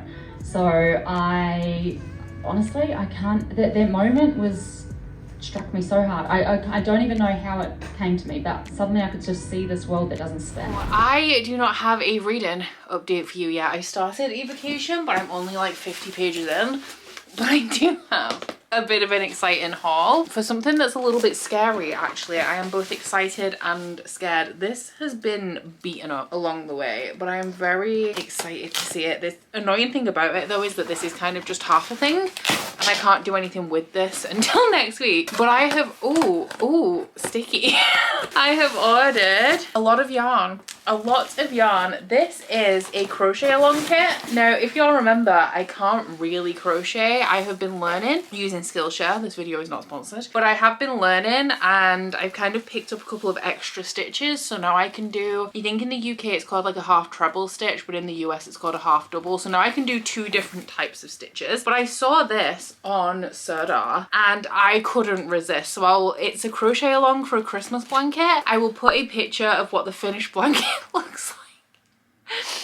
And you will see why I'm scared as somebody who can only single and half treble crochet and has no control of tension. But I ordered the box of yarn to be able to make it, and then the patterns are delivered. I'm not sure if it's weekly. I think it is because it's like a 6-week project, but the sections are actually quite big for somebody who is completely unskilled like me. I also mentioned this to G from Book Rose, and she, like me, also saw this as a must-have and ordered it immediately.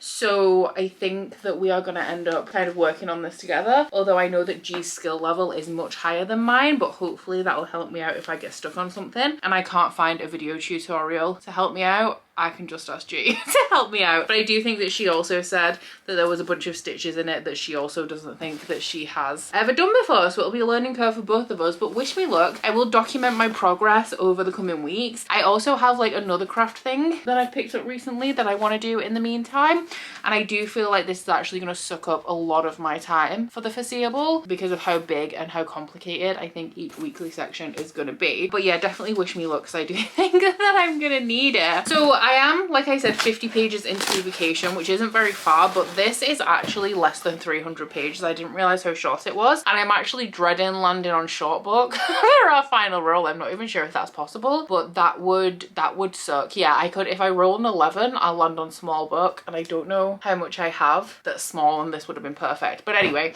I will come and let you guys know what I think when I'm a little bit further in. I'm having a good time so far though. I am hosting sprints this evening, and I'm thinking because the writing style actually is a lot easier than I thought that it was going to be. Like from what I'd heard or what people say about ST Gibson, I thought it was going to be like more dark and atmospheric and gothy, where it's like quite a easy reading style. So I do think like there's potential for me to read this quite quickly. So maybe, because I am going to read a little bit before sprints, maybe I'll have it finished in sprints today. I don't want to challenge myself to because I'll probably fail, but I feel like it's a possibility. Hello, it is 10 to 10, so I'm going to be going to bed very, very soon, but I have just finished sprints with my patrons and I am shutting my computer down. But we rolled a double at the end there, so I switched to New Spring and listened along while I read some of that. But for the rest of the live show, I read Evocation, so I'm now 136 pages into it, and it's definitely different than I expected it to be. From talking to people in the chat a little bit, I've kind of discovered that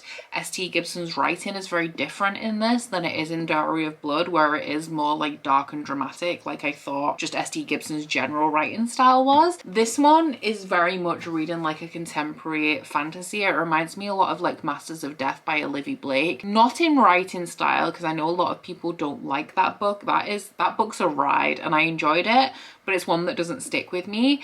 This one has a very, very similar setup because we are following three main characters. Each of them have perspectives, and they are David, Reese, and Moira. Mediums, sorcerers, psychics, all very present in this world. Reese, Moira, and David do have powers, like all within their own right. So David and Reese are a member of like a magical secret society, like a fraternity, and only men are allowed, but that doesn't mean that the women of this world aren't also gifted. So right at the beginning of this book, we meet David, who is a very like rich, suave guy. He's a lawyer by day, he does like seances by night, and he is like communing with the dead. He's trying to speak to a woman's dead husband, and he hears a voice in his head. So he gets in touch with his friend Reese, and they actually haven't spoken in 6 months because of some sort of like altercation that they had, which caused a massive argument and them decided never to speak to each other again. However, Reese is a sorcerer and he is gifted in a different way than David. He is also a scholar. He knows a lot about things like religion and like spirituality, and David now believes that he is possessed. These two are also ex-lovers, like way back when they were in college, so probably about 10 years before the book. They were together and they broke up because David is unintentionally mean. He's just very flippant. He disregards other people's emotions and other people's opinions. He's very rich, so he's used to getting what he wants, and eventually like it kind of just didn't work. Like they're very different opposing personalities and they broke up. However, up until this incident that happened 6 months before the start of the novel, they did maintain a friendship. We also have Moira in here, who is actually Reese's wife, and she has never liked David. So when David starts to come back into Reese and Moira's life, she is kind of questioning why Reese is even giving him the time of day, but also because of her particular skill set. She is a healer. She also does like tarot reading. She's very into like meditation, and her power has been taught to her by the maternal line of her family, and she is kind of, she doesn't necessarily crave power in this world, but she is seeing an opportunity for power and questioning whether she should kind of swerve into that direction, because she doesn't think that like good people are ambitious, because good people are altruistic, good people don't exploit people and extort people. This is like kind of now what she's questioning, whether she should take power or whether she should be a better person or do something that aligns a little bit more with her morals instead of like seizing power for herself. So they reluctantly decide to deal with David's possession, which kind of throws them all together again, and they end up going to the house that David grew up in, which was not a happy place for him. He had a very overbearing father. They are searching through the library and the records at the house for any clues as to what might actually be happening with David. Now I think it's actually pretty obvious what's happening with him, because at the very beginning of the book, in like the first chapter, this is kind of just a theory of mine at this point, but in the first chapter it mentions that the reason why David's family are so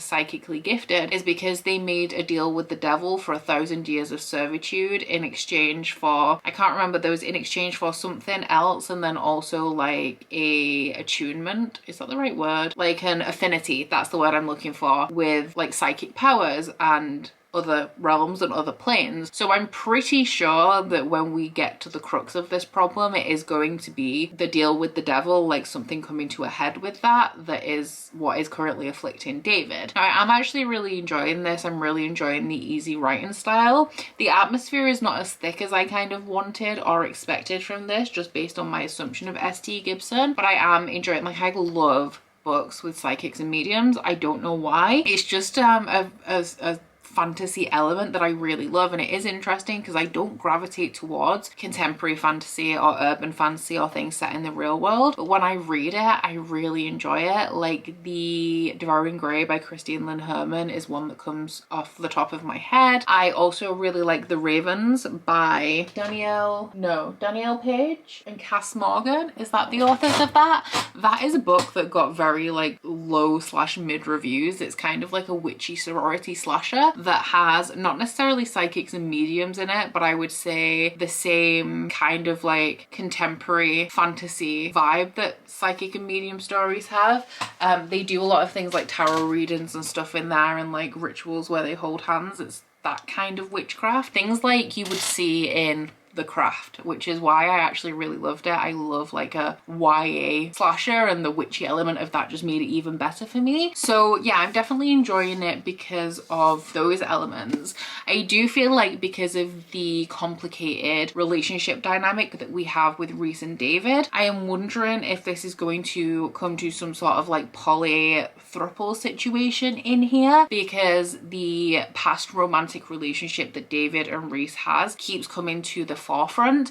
At this point in the story, I don't really want it to go in that direction, because I think the messy dynamic between the three of these people is enough, because Moira does not like David because of the effect that David has on Rhys.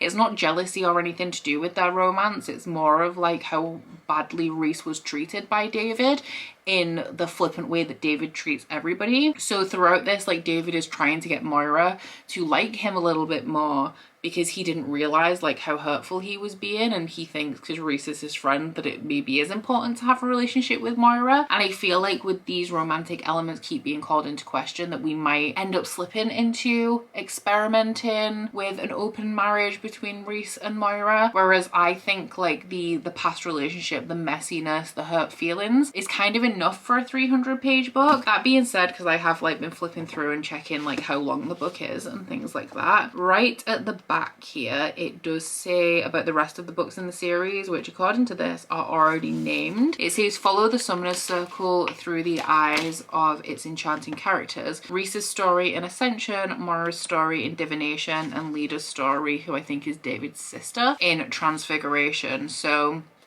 if there was to be something crop up, then there are more books in the series for it to kind of develop and continue. I am not going to finish this tonight. I am going to go to bed and read a little bit though, a couple more chapters, and hopefully I can wrap this one up tomorrow. It's relatively fast. I don't think that the pacing necessarily is quick, but I do think that the writing style lends itself to it being read pretty quickly and is also quite absorbing, which is good news. So yeah, that's where we are currently at, and when I have anything more to add, you guys will be the first to know.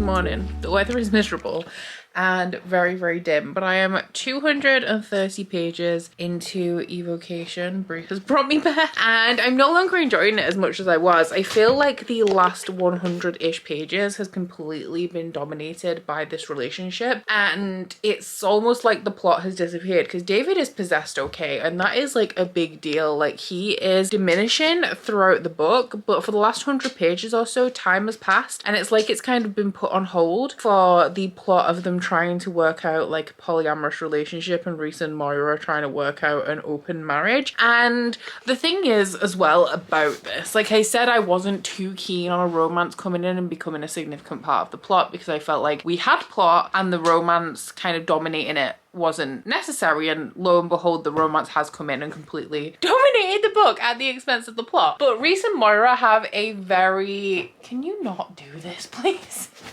They have a very healthy marriage, which honestly, good for them. I am happy for them. It is great that they have that, but it is so boring to read about them and every single conversation that they have where they're breaking down every single issue in minute detail. And great in terms of having a relationship, very healthy that they talk through all of their problems and get to the root of what's bothering them, and they apologize, and it's very nice and non-problematic and non-toxic and great. It's just really boring. It's really, really boring to hear them hash out every minor detail of every potential issue that could come up. So yeah, I'm not having as much of a good time as I was.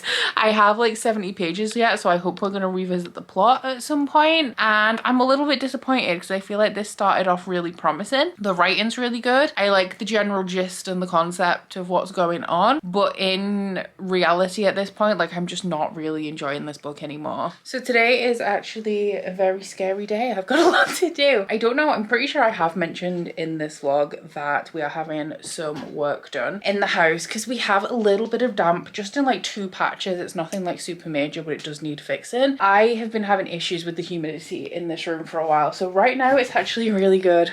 It's 54%. That's nice. We like that. But over here, where my paperback shelves are on the wall, where you can see all of the paint is missing, is where we do still have damp. Like, the paint comes off on my hands, like this wall is wet. This is where my books are. So I have noticed over the last, like, pretty much this year, my books are yellowing faster than they should. And I think part of it is because the window's there and the books are here, so they are getting some element of light. But up until like a week ago, I had a chair here, so all of these books were not getting in the sun at all. And if you look at like this, it's not too bad.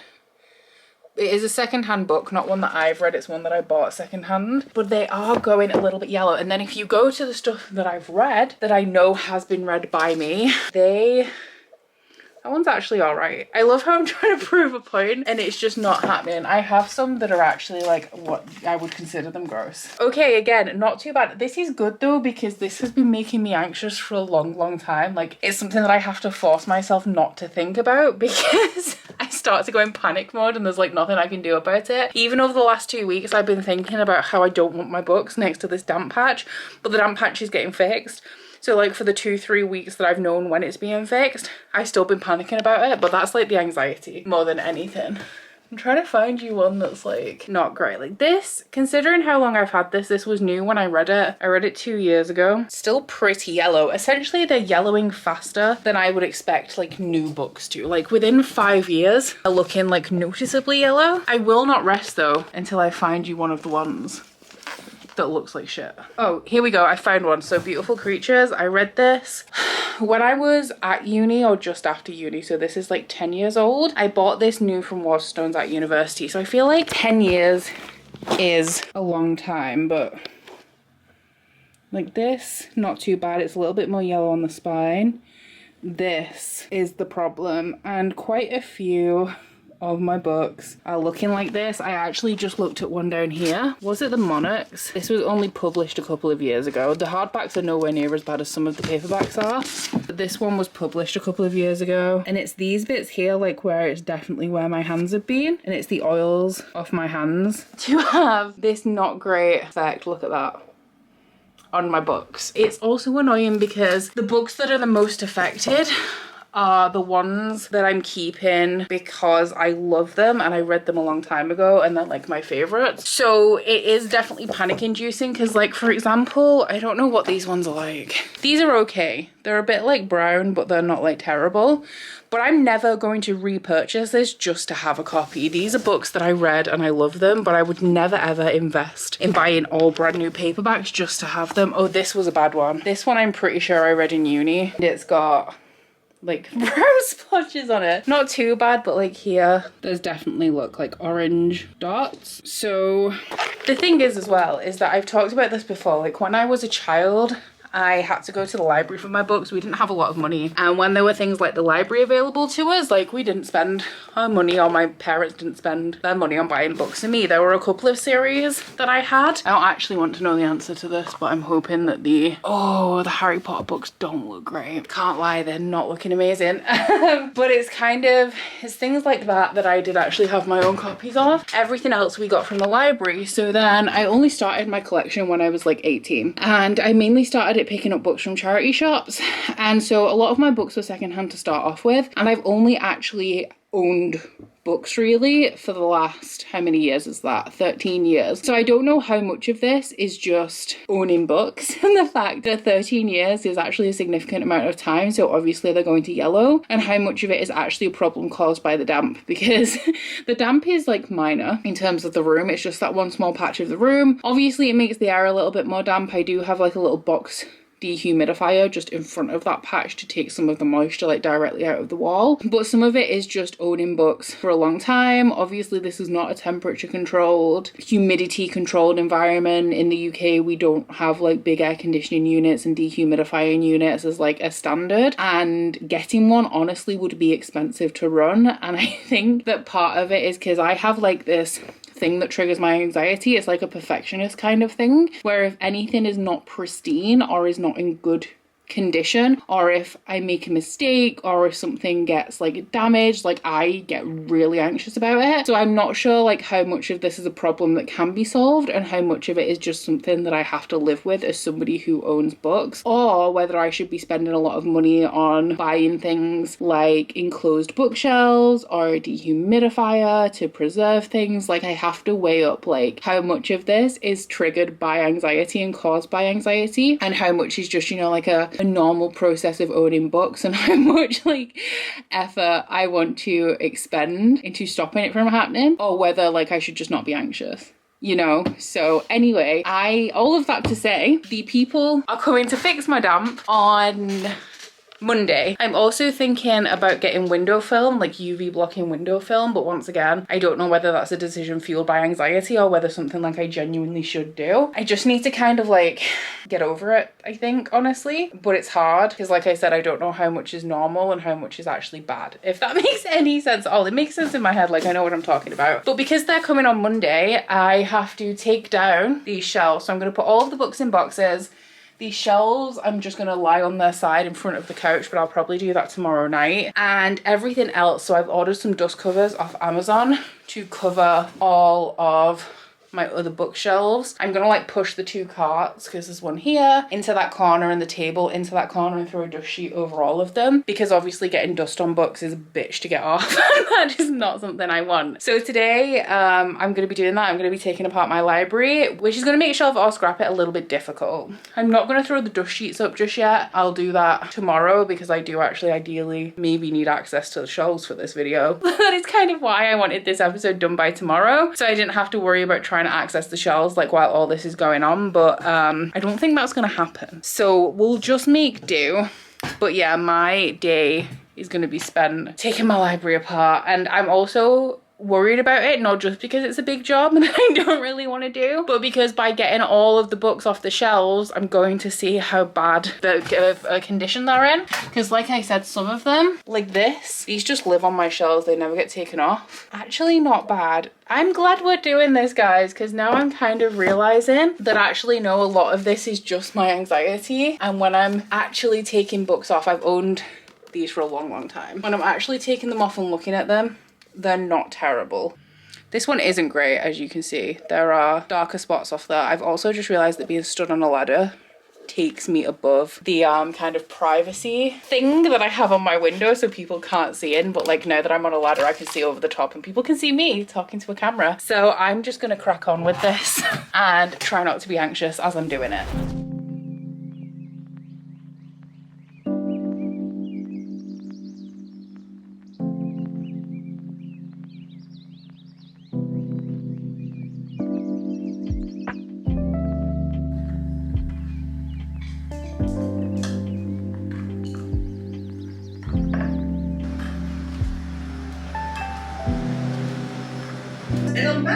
Imagine having another extra wife and I wanted.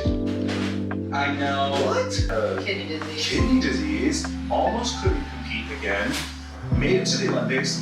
Well, there's a few tracks where one particular band never have to receive the credit. Okay. Her Boy was actually performed and written by a completely different artist, and Beyonce snapped. Remember who she was. Hey! And she gives so much. So, Very split toe jazz shoes. all right. Scandal, you know what the scandal I did. I was is. like 100 years ago.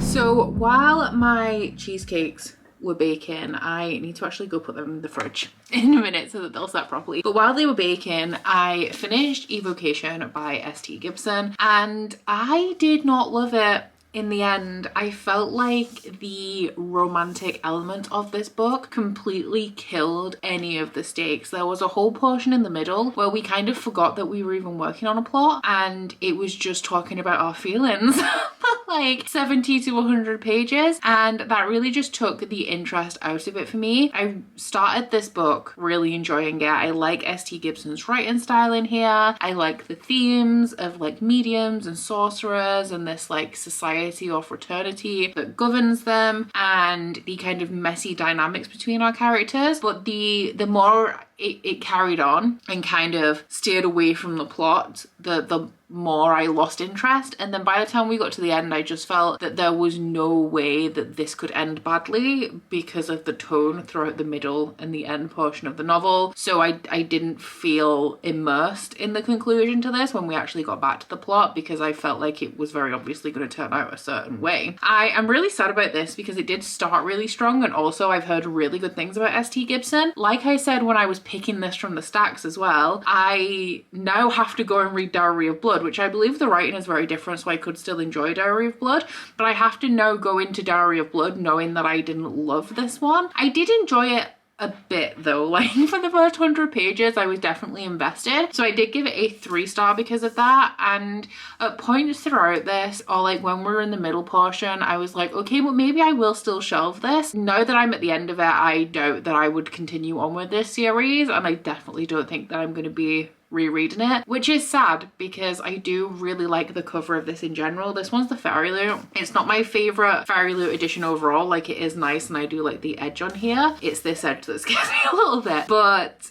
it's not the best Fairy Loot edition I've had, but the just general cover, like, because this is the standard cover in a different color, I really like, and I am upset that S.T. Gibson did not work for me in this instance. And as you can imagine, this one is going to be a scrap for me, which is good actually, because when we were dismantling the shelves earlier, all of the books we put into boxes. We took the boxes upstairs in the spare bedroom. The work that's being done is also being done in the living room on one of the walls in there, and so we had to move like Hamilton's cat tree, and everything kind of has to go upstairs because there's no room in the kitchen. So now not only have I lost my paperback shelves, not that it would be relevant if I was shelving this, but not only have I lost my paperback shelves, I have now blocked off one of my shelves upstairs. Like, I can't get to it. So we are going to be going into our next roll for this video for our 5th and hopefully our final book. So I guess we'll see what prompt I'm going to be working with for that. I'm scared actually. So we are going from spooky, and I'm not too bothered about what I land on. This is not a great area of the board, but I would really love to miss these two. Anything else is fine. So let's see what roll number 5 has in store for us.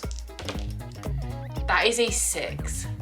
2, 3, 4, 5, 6. Oh, most recent purchase. Okay. I obviously can't do my actual most recent purchase for this because that is in a separate pile and it's not part of the stack, so it is kind of null and void for this challenge. But what I can do is look at my spreadsheet where I keep track of all of the books that I hold and find out which book in the stacks is the one that I have purchased most recently. I am going to be honest, like, this, we can work with this, but I ideally need an easy scrap because I've already lost access to one set of shelves. I'm going to lose access to the rest of them tomorrow, so I don't want to shelve anything for the final book in this video. So I will open up my spreadsheet and go to the haul section, which is not up to date, but nothing. So I have a stack of books there actually that are from the unboxing that I filmed during the filming of this video. They will not be added to the stacks until this episode has concluded, so they don't count. They are also not in my spreadsheet yet anyway.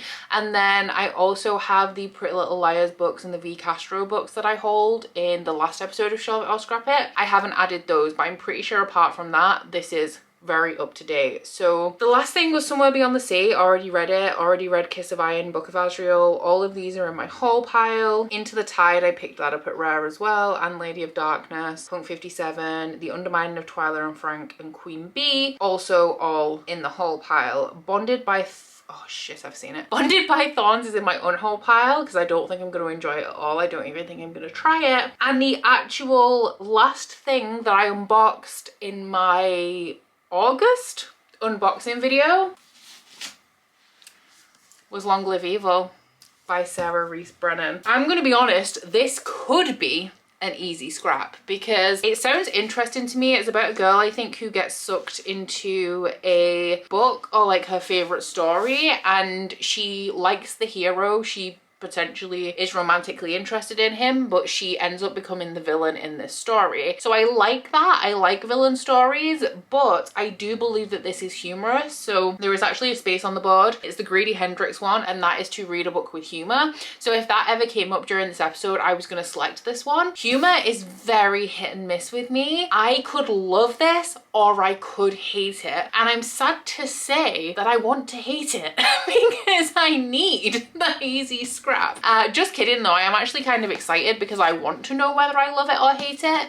This one obviously as well is super recent. It is the August Adult Fairy Loot book, and I do really like the edition. Once again, we have a gorgeous edge that I'm likely to ruin. Actually, this could be on a October Kindle deal. It is not. It is not on a Kindle deal. That is very rude of it. But yeah, it's a really stunning edition. I love the art style on the end papers. Really nice alternative cover. I want to love this one. I just don't know if I'm going to, and I haven't heard many people talk about it yet, but the couple of like whisperings I have heard have not been especially favorable. Let's have a little look at the average rating. The vibes are immaculate, I will give it that. I think it was Steph from Stephanie Bookish who's DNF'd it, and that's the only like concrete thing I remember hearing. Okay, it's 3.94. I'm just really worried about what's going to happen if I have to shelve this book. But we're going into Long Live Evil, I guess. I am doing a 24-hour Patreon readathon with my patrons this evening, running into tomorrow. So I have lots and lots of sprints.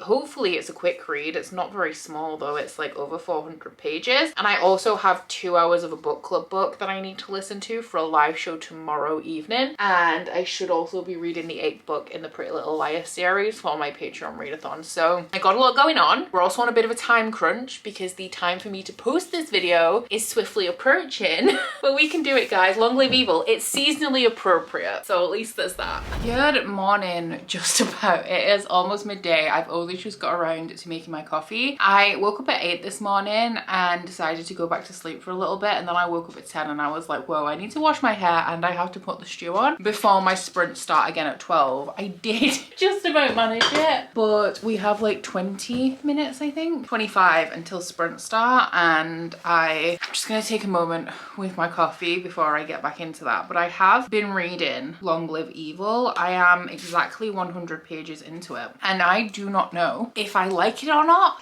I'm so torn.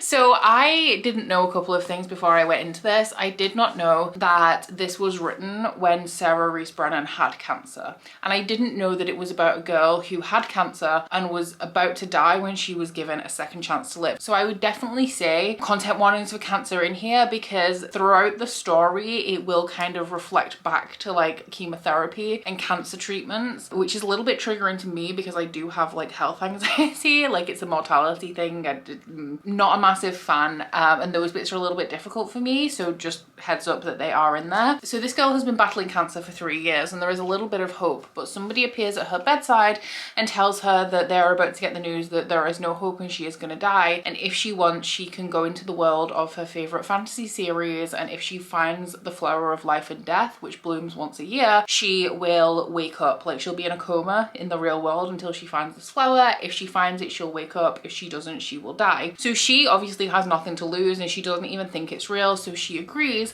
and she ends up in this story but in the body of the villain, and the villain is about to be executed. She knows this because she's read the book before, so she immediately has to think of a way out of her own execution before she can progress with the storyline. The reason why I'm very unsure if I'm enjoying this is because it is very meta, and it is very on the nose. So usually things like that I don't love. There are instances where it works, like in Nevernight by J. Kristoff. We have a narrator that is constantly breaking the fourth wall and speaking directly to the reader, but that is still, the narrator is still a character within a fantasy world that is doing that, whereas this is a person in the real world that is breaking down the conventions of literature within the story. So this is like in chapter 2. She arrives in the fantasy world and she sees a bodyguard called Kate, and she's talking about how the peasants in this world name their children after valuable objects, and she's like, yeah, but this man was not named by his mother, he was named by a writer. So he's called Key because he has the keys to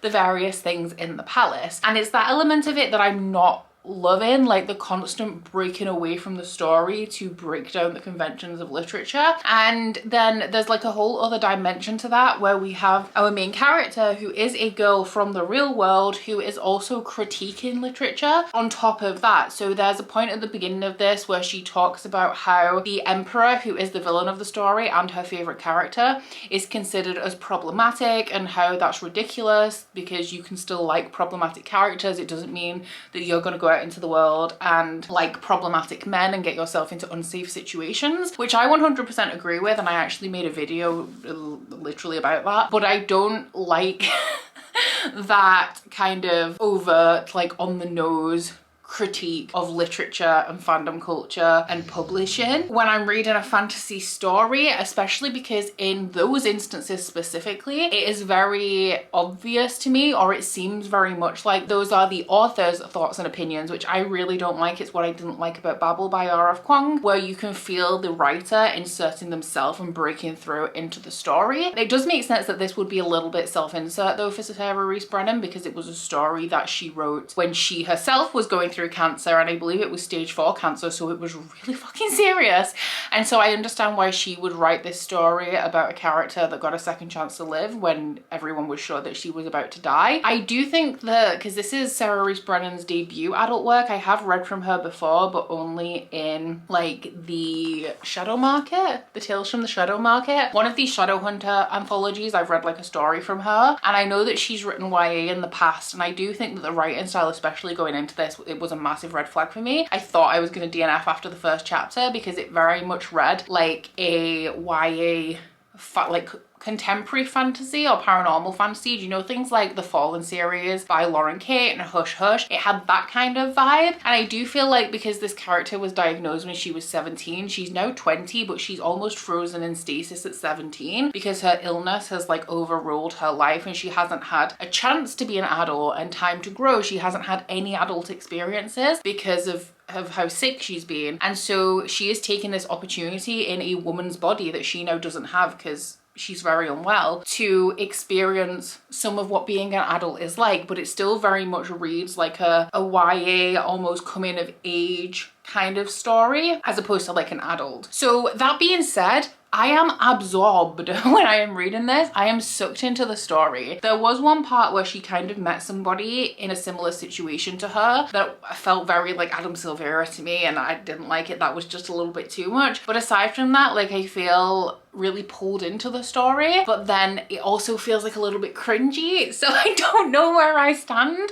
But at the moment, like, I'm enjoying it enough to continue, but I just really don't know what exactly it is I'm feeling towards this book right now. Good morning. It is 8:40 a.m. I am about to make coffee, but I wanted to show you the current state of my house before the men arrive. They said they'll arrive at 9. Whether they're on time or not, we'll see. But this is my current work area. So I'm in the kitchen for the foreseeable future. It's actually really cozy. I've got my blanket because it's freezing, but I'm really enjoying this setup. I also, on Friday, I put all of my Overstock bookmarks for sale. So I'm going to be making my way through those orders. I've got like 150 outstanding orders, and I'm hoping to get through at least about half of them. Today, I have some stock that I'm not sure is going to arrive today, but I'm at least going to do all of my single orders.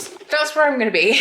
Where I'm not going to be is the living room, which, let me just get the light. This one's not too bad. We can live with this. So we've taken all of the rugs up just because they're going to be tracking through, which means that she is just skittering around and crashing into absolutely everything, and she has no safe space downstairs apart from her crate and the couch.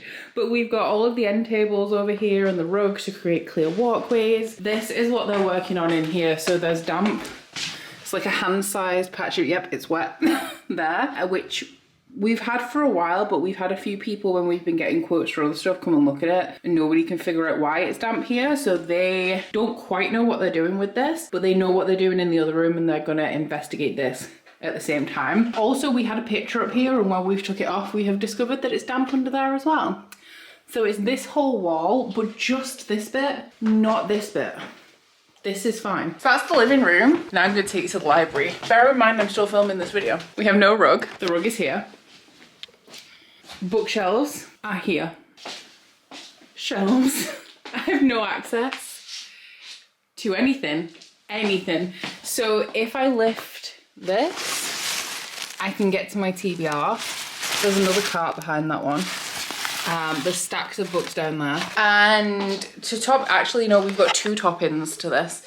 The first one is that I think I might need new shelves because that wall has been damp for a while. Back of my bookcase not looking so hot. So I spent most of last night, instead of reading after my Patreon sprints ended, looking up shelving for the wall because I'm just not gonna find an alternative that holds as many books as those shelves do. They are amazing, they're DVD shelves. So I've been looking at essentially these for the entire wall, but I'm trying to find them cheaper than what I paid for that. Also not as thick like the thinner ones, but I'm just worried it's gonna look, because I want it all the way down the wall, that it would look a little bit overbearing. So that's one topping, which we're not gonna think about right now, but we also kind of need to think about it right now because I need my library back. And then the other topping is that I'm kind of enjoying my book, which means that I might need to shelve it. Where am I gonna shelve it? I don't know. That's a problem for later. At this point, I'm just hoping I don't like it because I don't want to have to shelve it. But I'm gonna make my coffee. I'm gonna read a little bit while I drink that. There's a romance that's coming to the book is the problem. I'm enjoying the romance. So there are still bits that take me out of it, but overall I think I'm having a good time. So I'm gonna read some of that while I drink my coffee and then get some work done. Oh, damn. If I'm telling you I want to marry you, I'm respecting you on every level. So if you're telling me like... So this is a funny question then. Based on what you know about me, what movie do you think describes me? What movie describes you? Awesome. Trek 2.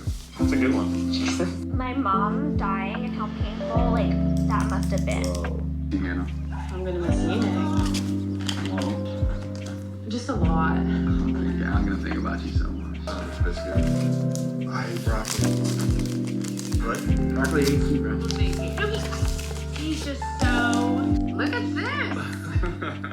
I am at 75% now, and when I tell you that I flip-flop on a chapter by chapter basis with how I feel about this book, like, it's insane. So I think that the difference for me is whether the main perspective is Ray, or the character that she's inhabiting, Rahela, or whether we're following one of the other characters, which the main one that we follow is Marius. Like, we don't have a whole bunch of other perspectives in this book, but we do seem to cycle back to Marius a lot, and he is like the dark, stoic kind of warrior. He is a fictional character, so he's not one of the characters in this story that is an actual person embodying a character. He's like a legit fictional person by all intents and purposes, and he has taken, like, he's joined some sort of order where he has taken vows of like chastity. He is very like hung up on honor. He only ever does the right thing. He's very like tied to his honor and always does the honorable thing. He's a massive fucking bore. He really is. And I do think that my enjoyment of the chapters very much depends on whether we're following a fictional character or a real person that is playing a character in this story, because I genuinely don't think that the high fantasy in this book is good. So at the beginning of every chapter you have an excerpt from the book which is called A Time of Iron, and it's like a paragraph of the book that Ray read, but as she's interacting with the story, she's changing it, and throughout the course of the book, through talking to other characters, she finds out that that is actually a thing that is possible. So the sections that we get are the book as she read it, and then we obviously, like, the main body of the chapters is the story as it's actually unfolding. And I think that the fantasy elements that aren't satirical, that aren't tongue-in-cheek, so mainly when we are following these characters that are genuinely characters in this story, not real life people playing the characters, it's not very good. Like, I can go from really enjoying a chapter from Ray's perspective to almost DNFing during a Marius perspective, and I don't know why his chapters are like 25-30 pages long. Like, that's just unnecessary. I also don't like the Cobra. The Cobra doesn't get a whole ton of like his own chapters, but he is very present in the book, and there's just something about his character that I really just don't mesh with and don't enjoy following. But it's really hard because when I'm reading from Ray's perspective, I am loving this book. I like Emma's perspective actually, but anybody else, I'm like, this is bad. Like, it's clunky, it's hard to follow. There are words in here that are kind of like they've been picked out of a thesaurus, because in actual sentences they don't fit, or they take you out of the story, or they seem really out of place. The amount of times that I read the word adorn or adorned or adornment within like 2 chapters was unhinged. So at this point, 3/4 of the way through, like, I still don't know how I feel about this book. Sometimes I'm loving it, sometimes I'm hating it. And this, like, I thought that it would kind of become clearer as we got towards the end of the book, like what my verdict was going to be, what I was going to think about it. And I don't know. And I have like 100 pages left. So I'm hoping that I can finish those 100 pages tonight and then make my decision. But it's kind of, I don't know if I would say that it is actually funny. It's weird because, like, I can tell you all of these things that I don't generally like about it, but at the same time be like, oh, but I am having a really good time. I think I do just really like the character of Ray and how she is kind of inhabiting this world, and when it's not too on the nose, when it's not kind of critiquing the conventions of fantasy or just like literature in general. I'm having a good time with Ray kind of manipulating these characters around her to try and get what she wants, which is the bloom of life and death. But anything kind of outside of that, when it is like being just a high fantasy, it just doesn't, I don't like it. So we'll see, because this could still be at this point anything between a 2 and a 4 star. Like, I don't know if it's going to be a 3. I feel like it could be, but like there's potential for me to go no 2 stars, and also kind of loved it though 4 stars. So we'll see how the next 100 pages play out. I need to do like a lot of editing now because I know this vlog is hella long. Sorry guys, I mean, you like it, I know, but it's long. So I need to do a whole bunch of editing. I might do Patreon sprints tonight to help with reading. I haven't decided yet, but realistically I should probably do some sort of live show tonight. So I'll need to make a decision on that in like the next hour as well. But hopefully I'll be done with this book soon, because it's super absorbing when I'm reading it, but then when I look at how much I've read, I feel like I'm not reading it very quickly at all. Good morning. It is a very dark and rainy day today. I have Curtis in the corner of the room trying to get McFly and Busted tickets in pre-sale. The queue is really long. He's like 12,000 in the pre-sale queue, and I actually didn't think it would be difficult to get tickets, otherwise I would have tried as well. But oh well. I'm not here to talk about McFly and Busted, although I could if you wanted me to. I am here because I finished last night. I finished Long Live Evil by Sarah Rees Brennan, and guys, I enjoyed this book. There were bits of it that I really didn't like, and there are a long list of things about this book that are not good, that I have told you about kind of in detail throughout my last few updates. But despite all of that, I had a really, really good time. I really didn't like Realmbreaker by Victoria Aveyard. Previously, like, I expected to like that book. This has nothing to do with this, but I expected to like that book because I really loved Red Queen. But this, to me, in the high fantasy elements, reminded me a lot of Realmbreaker, where it felt kind of flat, like I wasn't invested in the stakes, I didn't care or feel connected to a lot of the characters. But then there were these moments that were just so fun and not quite impactful, but like the end of this, for example, the last chapter, I felt like the plot twist, like the final plot twist of this book, was very predictable, but the vibes, considering this is a villain book, were immaculate.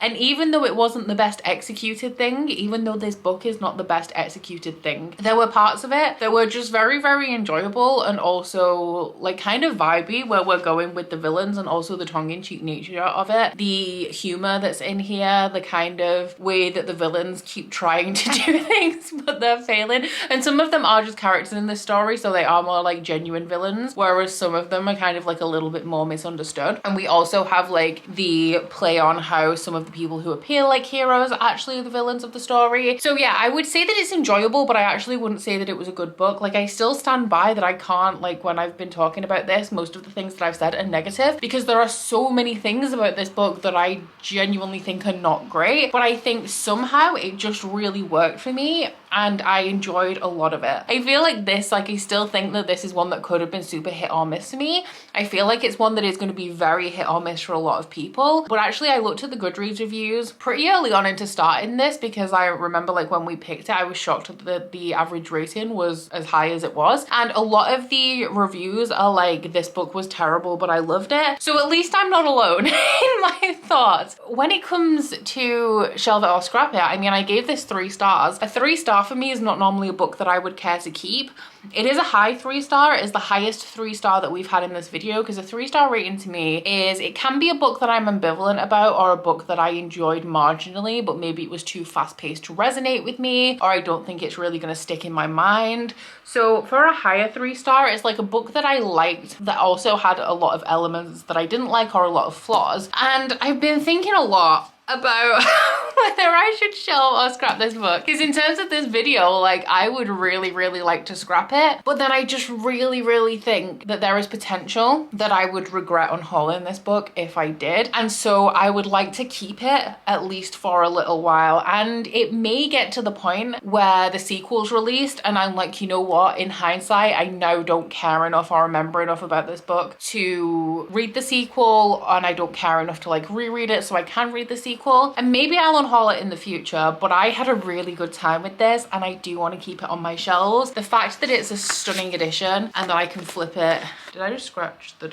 No, I didn't, right? I didn't. Okay, good. Because if I'd have made it all the way through this book without scratching it, and I would have done it just now, that would not have been good. But I'm gonna flip the dust cover inside out because I do love the reverse dust cover. But yeah, that means that we're gonna shelve this one. All of my shelves are still under dust covers. The guys are coming back today to put my skirting boards back on, and they are installing a fan. If it arrives in time, they've ordered it, but if it doesn't arrive in time, they'll come back and do it later. But all of my books downstairs, all of my shelves are still inaccessible, which means, I mean, the shelves upstairs are inaccessible as well, apart from my romance ones, which doesn't matter for the sake of this book. But I can move Hamilton's Cat Tree out to get to my upstairs shelves, which is where I keep a lot of subscription box books, but a lot of them ones that I've not read. I tend to put them downstairs when I've read them and then swap TBR books for upstairs. But to be fair, like with my hardbacks downstairs, I have actually read the majority now. So we are getting to a point where I do need to start shelving things upstairs, which is fine. And that is exactly what we're gonna do. But because of the spookoplathon-ness of it all, we are going to be doing a roll so we can see what we're potentially going to be reading next. Our last roll was most recent purchase. Let's see what roll number 6 is gonna be. That is 8. 1, 2, 3. And that is past, so a book that I should have already read. So this is what the spare room currently looks like. These boxes are what all of my paperbacks are in that we boxed up. And this was behind the door, but that's where Hamilton's Cat Tree has gone. So, damn. So I need to get in here, which means I've got to get this out. And let me tell you, getting it in was hard enough. Can I just maybe move it along and trap myself in here? Ah! Oh, maybe... because this is just the box of yarn, which the pattern for that is out today. Very exciting. Let's see if I can get you guys in here with me. Hello friends, welcome to this tight little corner of the library. So these ones, I'm pretty sure I've talked you guys through it before. These ones are mainly subscription box books, arranged by subscription box, but there is a little bit of like variety and like things in places they shouldn't necessarily be. So up top here we have Fairy Loot. I think that these are mainly YA Fairy Loot books. We then have a mix of the Locked Library and Goldsboro books. Remember as well that there's tons of these like downstairs in the stack, so this isn't all of them, as well as ones mixed in on my other shelves. We also have Illumicrate here. Further down, this one is Book of the Month. And then down here, these are kind of like duplicates of things. So like I have all of my Livy Blakes down here, but I've got like my duplicate of Dark Dawn, an extra hardback for Crescent City, all of my like Empire of the Vampire and Empire of the Damned copies, so I've got so many. So what was our prompt? Our prompt was a book that I should have already read, which I'm not sure how many of these books actually apply for that, if I'm being honest. Let's move it up a bit because I'm not going to shelve down here. Most of these books are unread though, like some of the bottom ones I've read, But like the book of the month ones, I think I've just read the Anthropocene reviewed. Moving back up, I don't think I've read any of these. The Illumicrate ones. Oh, I have read The Court of Miracles by Kester Grant. Oh, I forgot how beautiful this cover is. It's so nice.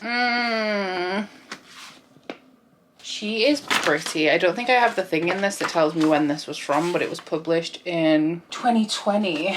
I also have not read any of these Fairy Loots. There's also, these are double stacked, guys. Don't let me fool you into thinking that they're not. There's books behind here as well. Oh, I do also have a bag up there of, you know, like one of the subscription box bags that has like 5 books in it as well. So a book that I should have already read. I'm actually genuinely stuck. What's over there? I do also have another shelf over there, but that also has nothing helpful on it. So I'm gonna be honest, might do a cheeky unhaul. The Court of Miracles by Kester Grant is a book that I read in the year that it was published, which I know we've just looked, but I've already forgotten. It was published in 2020, okay? This is a Les Mis retelling about the sisterly relationship between Eponine and Cosette. Yeah, Eponine and Cosette. There is no Marius in here, which is a choice in my opinion. I believe that I gave this book 4 stars. It was a low 4-star. I enjoyed it, but I thought that it was maybe a little bit too fast paced. There's like a Thieves Guild in here, which was really exciting. And now that I'm looking at it again, I'm like, oh yeah, that was really exciting. But the sequel to this has still not been released. It's a trilogy. They haven't released a sequel yet. This was published 4 years ago. The sequel is coming out next year. Am I going to reread this book to be able to read the sequel? Like I was saying about this. Am I going to reread this book to read the sequel? Maybe I'm not. And I don't remember it being good enough for me to actually want to. I'm having doubts now because of how pretty it is. It's so warm in here. I've shut the door, guys. The heating's on. It's only a small room. So yeah, I gave it 4 stars. Back in a time when my ratings were a little bit more generous, maybe I'd give it a 3 now. The average rating is a 3.68. So I feel like I'm remembering correctly that it wasn't the best thing I've ever read, you know. So I think what I might do is unhaul The Court of Miracles. This is the Illumicrate shelf, and actually things are in a reasonable order. So what I'd really like to do is get Long Live Evil up on the Fairy Loot shelf. So I actually think when I was just looking behind here, I'm pretty sure that behind these Fairy Loot books, I think this one is an Illumicrate book. Yes, this one is from October 2022. So if I put this one is by Kelly Andrews, so it would go here to replace The Court of Miracles, and then we would put a Fairy Loot book, an extra Fairy Loot book behind, because we're still double stacking. One day, and maybe an extension of Shelve It or Scrap It would be getting me to the point where my books are not double stacked, but for now that's not a reality that I live in. Also, bookshelves are so unnecessarily deep, I might as well double stack. The problem is though, is that I have no idea what's behind here. Every time I like dive into it, it is a surprise. So then up here we have Stephanie Garber, Elizabeth Lim, and Sarah Rees Brennan, who will go right at the beginning there, which means that we rolled a prompt that we are now not fulfilling, because I'm going to be scrapping The Court of Miracles, which means that I can bring this extra long episode of Shelve It or Scrap It to an end. So I guess what I'm going to do is we'll just, when I start my next vlog, which is just like a regular weekly vlog, I will use that roll that we just rolled as my next roll, and just pick like a non-Shelve It or Scrap It book. Anyway, let us get back into my bedroom where it's just a little bit cooler for our wrap up of this episode. So in our big bumper episode 9 of Shelve It or Scrap It, we shelved or scrapped 6 books. So we attempted to read 5, one of which we DNF'd and scrapped, which was Cleat Cute. We then read 4 books from the stacks, 2 that we shelved and 2 that we scrapped. Actually, we scrapped Evocation by S.T. Gibson and Mistress of Lies by K.M. Enright, and we found 2 winners, which I'm really happy about, which is the Jazad Heir by Sarah Hashem and also Long Live Evil by Sarah Rees Brennan. And then we did just scrap 1 more book off the shelves, which was The Court of Miracles, so that we were able to shelve Long Live Evil. So obviously I can't count and see how many books that we have left in the stacks now, but based on my calculations from what we've read in this video, I think that we are now down to 54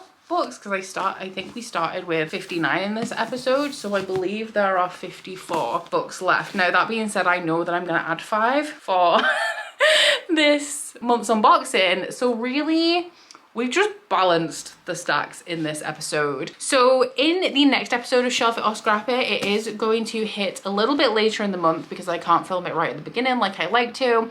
So keep your eyes peeled for that towards the end of November or potentially the beginning of December. I know I've spoiled you with 2 episodes very close together, and now we have to wait a little bit longer for the next one.